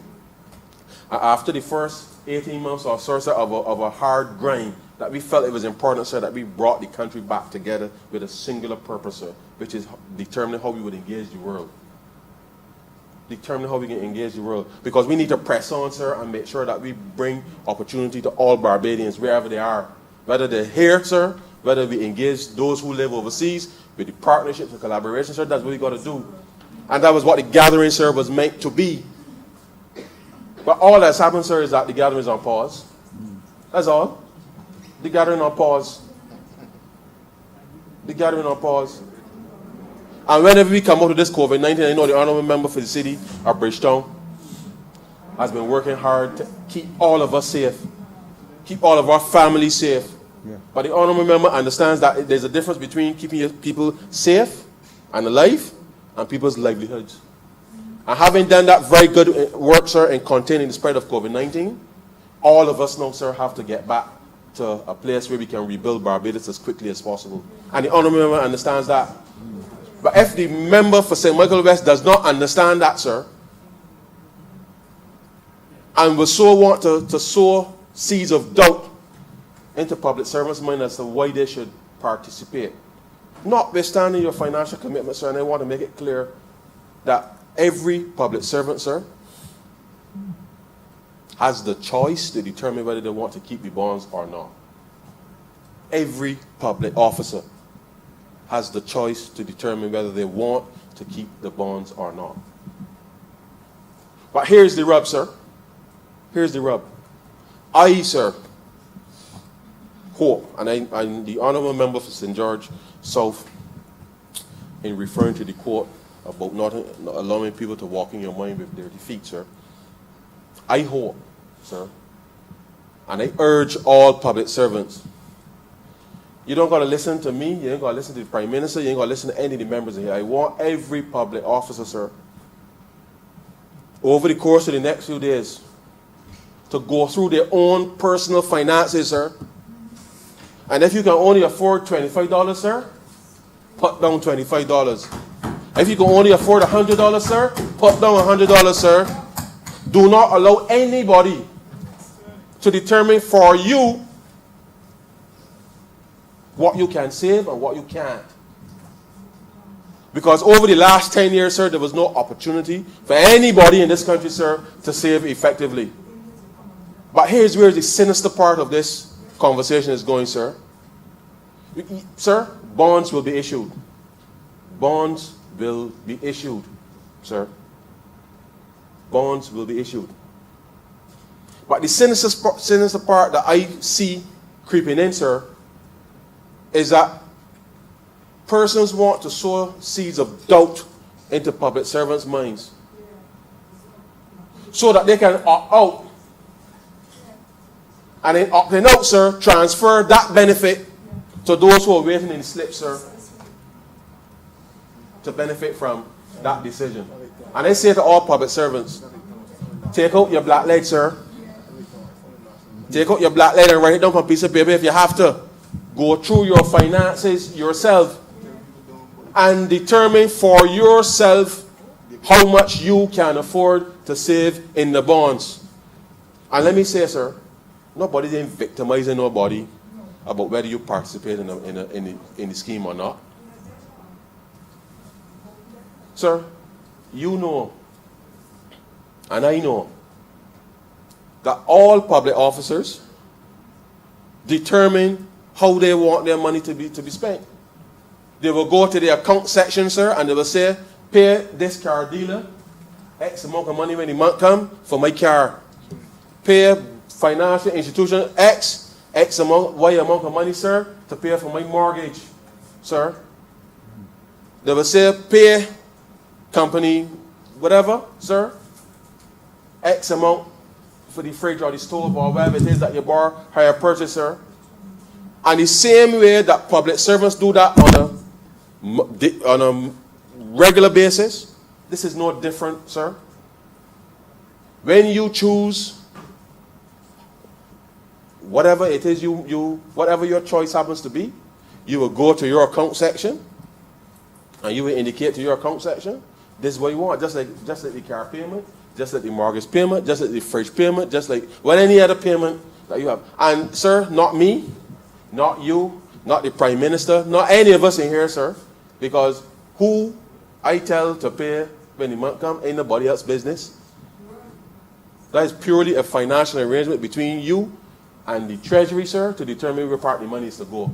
And these bonds, sir, if you choose to keep the bonds, it's just like any other payment that you would have for any other obligation that you may have. So there's no victimization to say, oh, so-and-so ain't buy, or so-and-so get more. Nobody ain't interested in that, sir. The bonds going to be issued.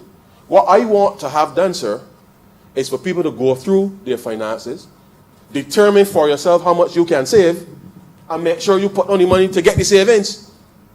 And do not allow fear or doubt put into your minds to have that transfer of the benefit, sir, of the interest. The benefit of the interest. Go to those who waiting in the slip, sir, because people may make a decision out of fear, may end up making the wrong decision, and therefore transferring that benefit to somebody else. And that is why it is the Barbados Optional Savings Scheme. Because we want to give you the choice to determine how much you want to be able to save based on your financial circumstances. So public servants, sir, as the Honorable Attorney General would have indicated, this is substantially different, sir, from anything that was on offer in 1991 or otherwise.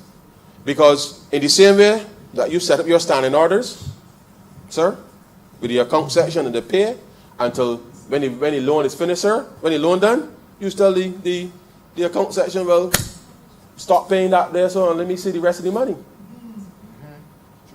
So this will work the same way. So for the next 18 months, sir, starting in July, public servants will have the opportunity at any point in time during that period to determine whether they want to take all of the allocation, some of the allocation, or increase the allocation, or whatever it is that they want. The choice is the public servants. But my plea, sir, to all public officers,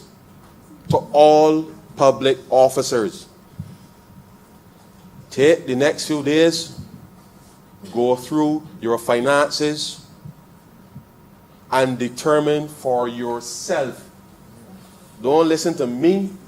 Don't listen to the Prime Minister. Don't listen to nobody else. Go through your finances yourself, sir, and determine with your family how much you can save. Because nobody is forcing you, sir, as is being suggested, to take a cut. Nobody's forcing anybody to do anything, sir. Go through your finances and determine for yourself what it is you can afford to be able to put into the scheme. And as circumstances may change, you can either go up or go down. The system is flexible enough for you to be able to do that. So long as you give the Treasury advance notice, it will be capable of execution in the same way that it happens now. Because you can't expect, sir, to go to the account section the day before payday and tell them that you want to give company X something and expect that on payday the next day that it will happen. You know how the process works. So there's nothing peculiar, sir, about the operations of the BOSS scheme. It will work procedurally, sir, in the same way. Procedurally in the same way. Now let me just say, sir, very clearly, if public servants, after looking at their finances, determine, sir, that they cannot take any of the bond allocation that they still need to continue to get all of their monies in cash as they will in June now, sir, to do what they want from July. I want public servants to understand that if in July you have to get all of your money, sir, the bond that will be issued will be sold to somebody else. And that somebody else, sir, will benefit from the interest that will be paid thereafter.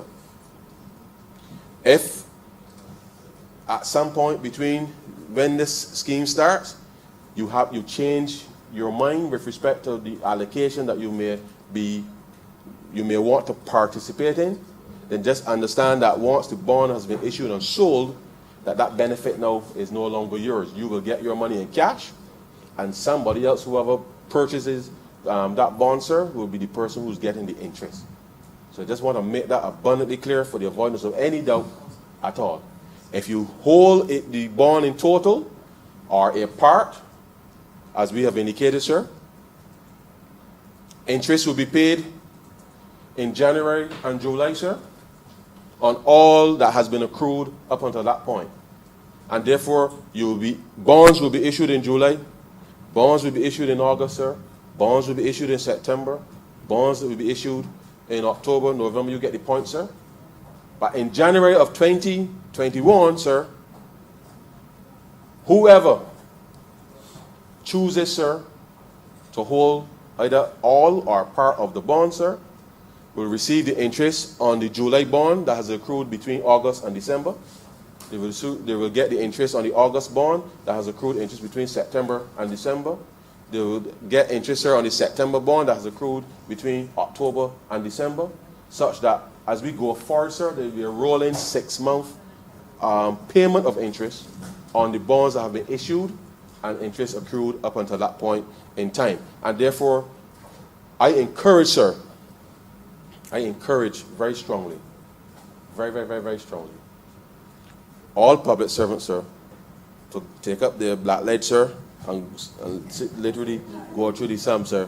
Yes, they still got black legs. And go through, sir.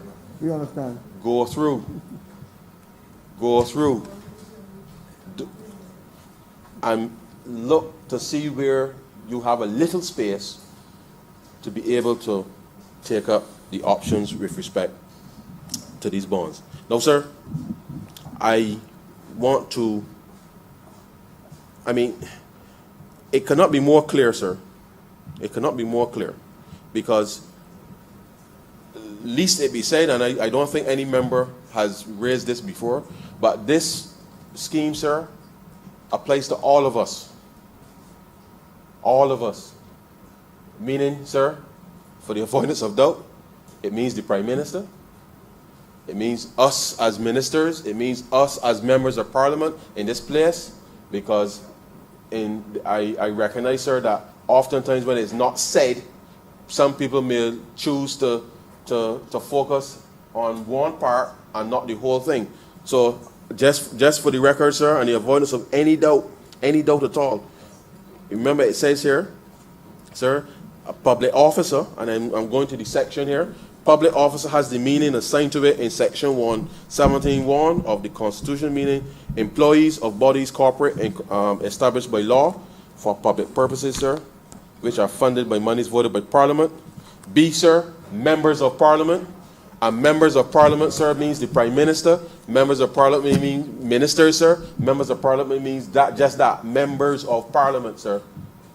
Members of, and it includes the Leader of the Opposition too, sir. And I know that he ain't gonna opt out. He ain't gonna opt out. He ain't gonna opt out. Huh? He ain't gonna opt out. He ain't gonna opt out. Members of the Senate, sir. Government consultants, temporary employees, sir, ambassadors, the full list, sir.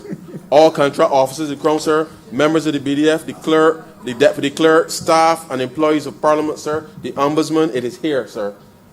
So that when the media and everybody starts to talk about what the government has passed, it applies, sir, to all of us. All. From the Prime Minister, sir, at the top of the emoluments for government, all the way down to Z, I think it's Z38, I think, sir, is at the bottom of the pay scale, sir. Right? Now, sir, just to be clear, for those persons whose net income is $36,000 or less, sir, whilst there's no immediate their participation is not immediate, they too, sir, can opt in to the program, having gone through their finances, sir, and determine that I could put in a little $50 or $100 when the month comes, sir, that they too, sir, can benefit from this program. I know, sir, as you know, there's a cap of 8.5 million, which we will issue every month. And therefore, sir, whilst in the bill, it speaks to, it gives some guidance in terms of those persons between, I think it's 36,000 and 50,000 in terms of the net, which is in the schedule, sir. Between 36,001 and 50,000, sir, the indicative guide, sir, is 7%. Between 50,000 and 100,000, sir, per year, 12%, and over 100,000, sir, 17%. Now, sir, these are indicative guides. Simply because, sir, if the demand, and sir, as I said, this is a flexible mechanism because it is as participatory as possible, sir, as possible. And as you know, sir, retired public officers can also participate in the program as well, sir. But whatever happens, sir, whatever the final thing is, and that's why you have computers, sir. And I know I made a reference earlier to Blackledge, sir, but we have computers in terms of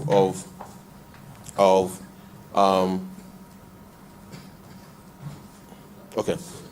We have computers these days, sir. We'll do these things quite quickly. But once we know, sir, what the choices of people, the public officers are, the entire suite, sir,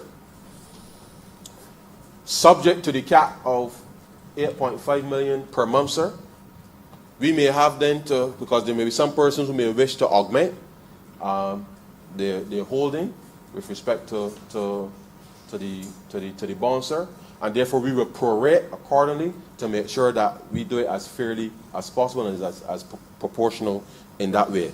Why, sir? Because the choice is important, sir, at this stage, so as not to be accused of giving preferential treatment to a particular person or a particular entity, sir, because at the end of the day, we have come into this, sir, in a process of consultation, and therefore the absolute final allocation, sir, will be subject to what is the demand, but everything is capped by the $8.5 million per month, and however that $8.5 million in bond issue, sir, is reached, we will then reallocate accordingly. But we are giving every public servant, sir, because, and I'm responding specifically to the members' question about why the specific percentages. Now, when we look at the data, sir, and based on the rationale that we brought to this, we understood we need a certain target in order to be able to do what we have to do in terms of capital expenditure. So the issuance of the bond, sir, predicated on those persons within those salary ranges being a part of the program. But we have made it flexible enough, sir, to be able to accommodate the choices of people while still being able to meet the target. And I know that perhaps the member for St. Michael West and his associates have not yet caught up. And the truth is, sir, by the time they catch up, the 18-month period would be over, and people would already have been starting to receive certainly their interest, and would be quite happy to know that they have participated in a program that is really to the benefit of Barbados. But this, sir, is important because the country now finds itself in a situation where we have, sir, to respond to a very clear threat to the social stability of Barbados. And in the context where the government has to ensure that the unemployment fund, over the course of the next 4.5 months or so, sir, has to pay those claims, that we understand, sir, that we have to find a way to stimulate as much activity in the private sector, sir, to be able to reduce that, so that we can get the economy, sir, going, so that whenever the tourism season, the tourism activity can come back, and the associated activities with tourism comes back, that we are in a position now, sir, where we can really start to take off. And we're not going to be waiting, sir, until that happens in order to make decisions. We have determined that this is one path, one lane, I should say, one lane on the track upon that we will be pursuing, sir, in order to ensure that we can reach the appropriate destination. Now, sir, to say that this has been a labor of love is an understatement, sir, because in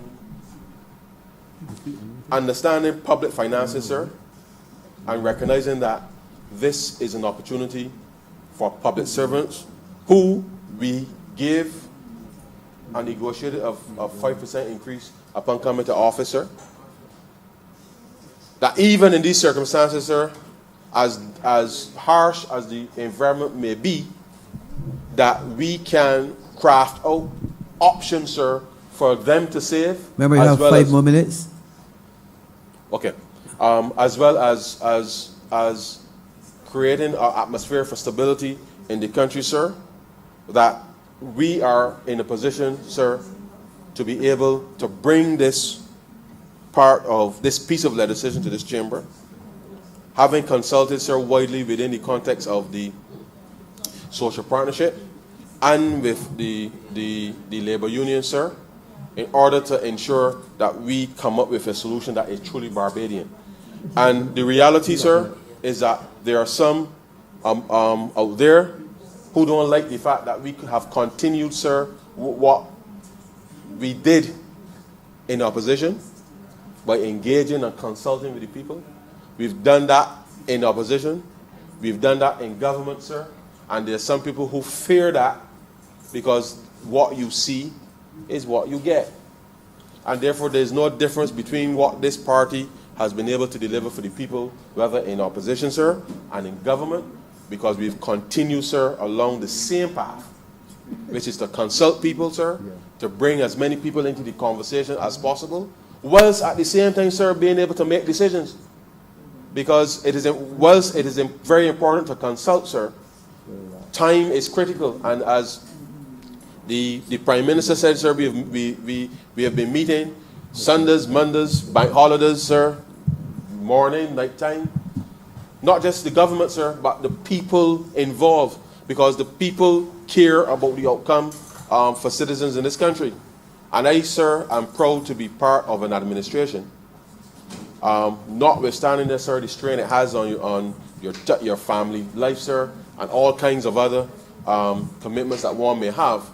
I am proud, sir, to see that there's a level of commitment at this time, sir, not just by the government, but certainly, sir, by the wide range of stakeholders within the social partnership, sir, within the various interests in the country, because I believe, sir, that every Barbadian is prepared, sir, to put in their 2 cents, sir, to make sure that we can complete this mission relatively unscathed. And so, sir, I fully support this bill. 1,000,000%, sir. 1,000,000,000%, sir. 1,000,000,000,000%, sir, support this bill. And when this unfolds, sir, I will end on this point and reiterate again, sir. I want every public servant, over the course of the next few days, to carefully look at their financial situation, sir, and to determine for themselves, however small, however large, sir, determine for themselves, if it is $25, if it is $50, sir, no matter the size, sir, nothing is too small, sir, as my grandmother used to tell me, sir, to set aside for a rainy day. Go through your finances and find a little something, sir, to put aside in the bonds. And I know that this government, having worked hard over the last 2 years, sir, will continue to work hard to boost economic activity, sir. And no matter what comes our way, sir, this government will be committed, sir, to engaging the people and to bringing options and solutions that will benefit the people of Barbados. And with those few words, sir, I am obliged to you. Beg. Yeah. I beg to move, sir, that this bill be read a second time. Someone second it, please? Seconded. The question is that this bill be read a second time. All members in favor say aye. Aye. Those against say no. I think the ayes have it. I beg to move, sir, you do not leave the chair and the House resolve itself in committee for further consideration of this bill. Second. The question is that I do not leave the chair and this House resolve itself in committee for the further consideration of this bill. All members in favor say aye. Aye. Those against say no. I think the ayes have it.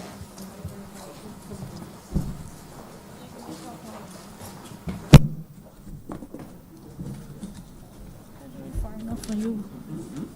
Far enough for you. Sit down.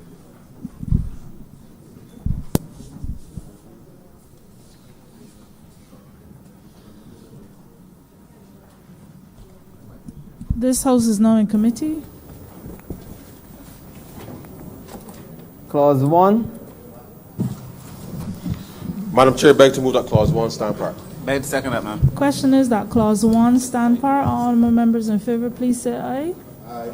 All those against, please say nay.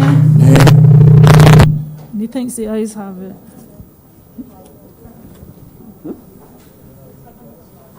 You got a second? Yeah, somebody did. I forget who it was. Somebody said it. Kirk? Clauses 2 to 5. Madam Chair, I beg to move that clauses 2 to 5 stand part. Beg to second that, ma'am. Question is that clauses 2 to 5 stand par. All honorable members in favor, please say aye. All those against, please say nay. Methinks the ayes have it. Clauses 6 to 10. Madam Chair, I beg to move that clauses 6 to 10 stand part. Beg to second that, ma'am.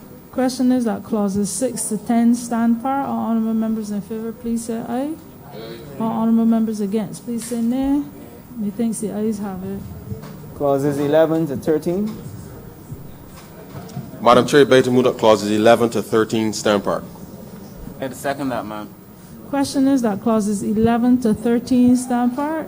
All honorable members in favor, please say aye. All those against, please say nay. Methinks the ayes have it. Clause 14. Madam Chair, I beg to move that clause 14 stand part. No, there's an amendment. I'll give you. That's amended. Sorry. 16. Yeah. Beg to second that, ma'am.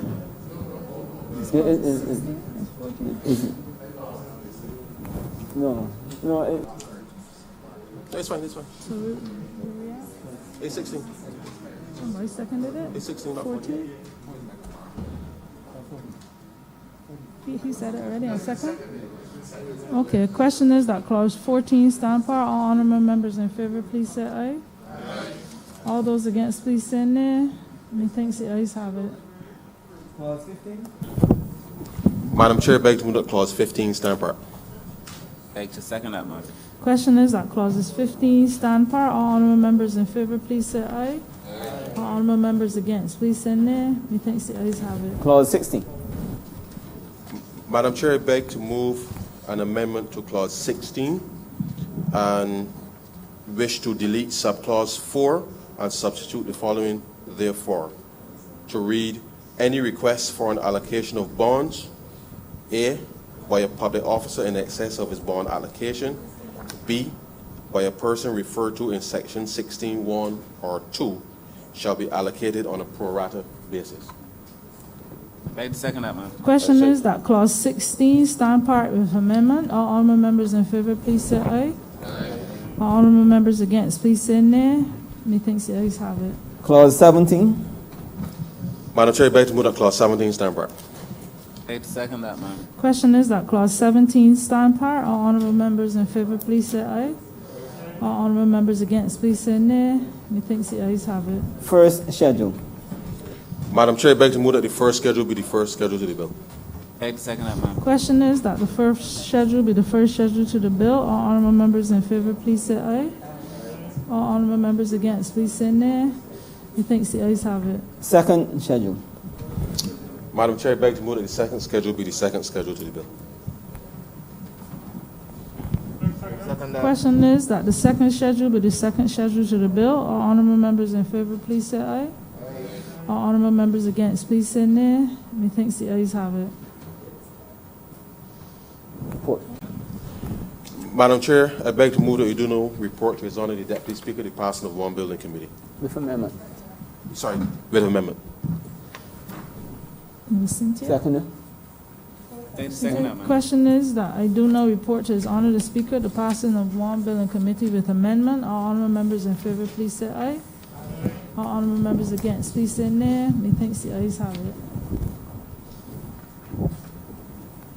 For His Honor the Speaker. Yes, Speaker.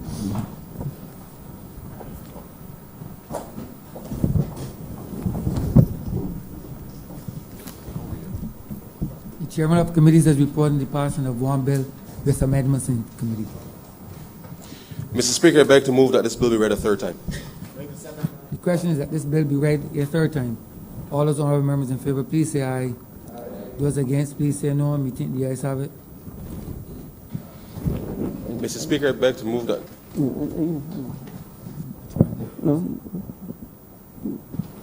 Mr. Speaker, I beg to move this bill be now passed and cited as the Barbados Optional Savings Scheme Act 2020. Mr. Speaker, as you are aware, this bill requires the vote of 2/3 majority under Section 49(2) of the Constitution.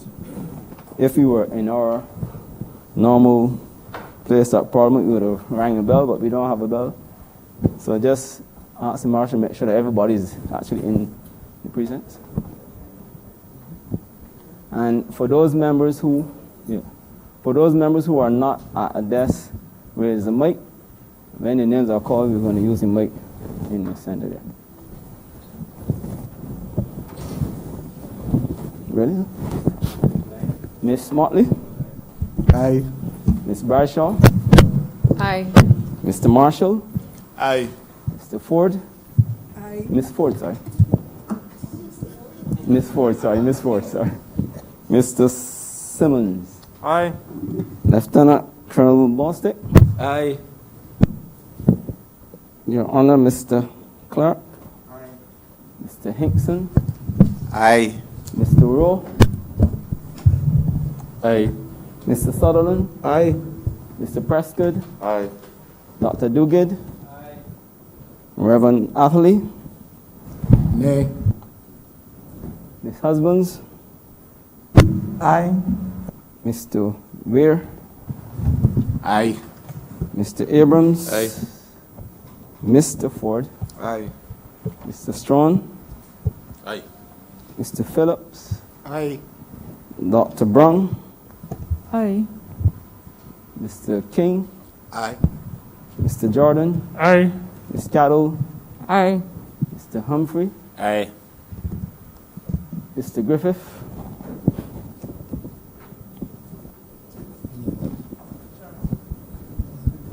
Oh, this is Aye. Mr. Goodenagel? Aye. Mr. Toppin? Aye. Mr. Payne? Aye. Mr. Thorne? Yes.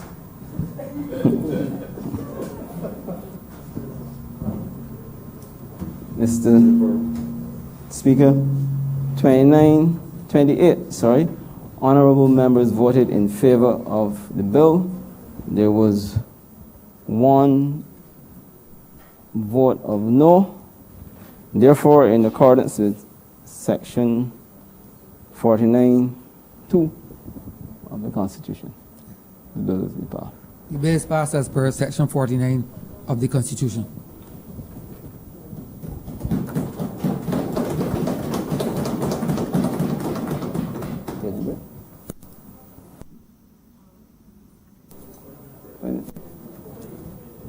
Honorable Leader of Government Business.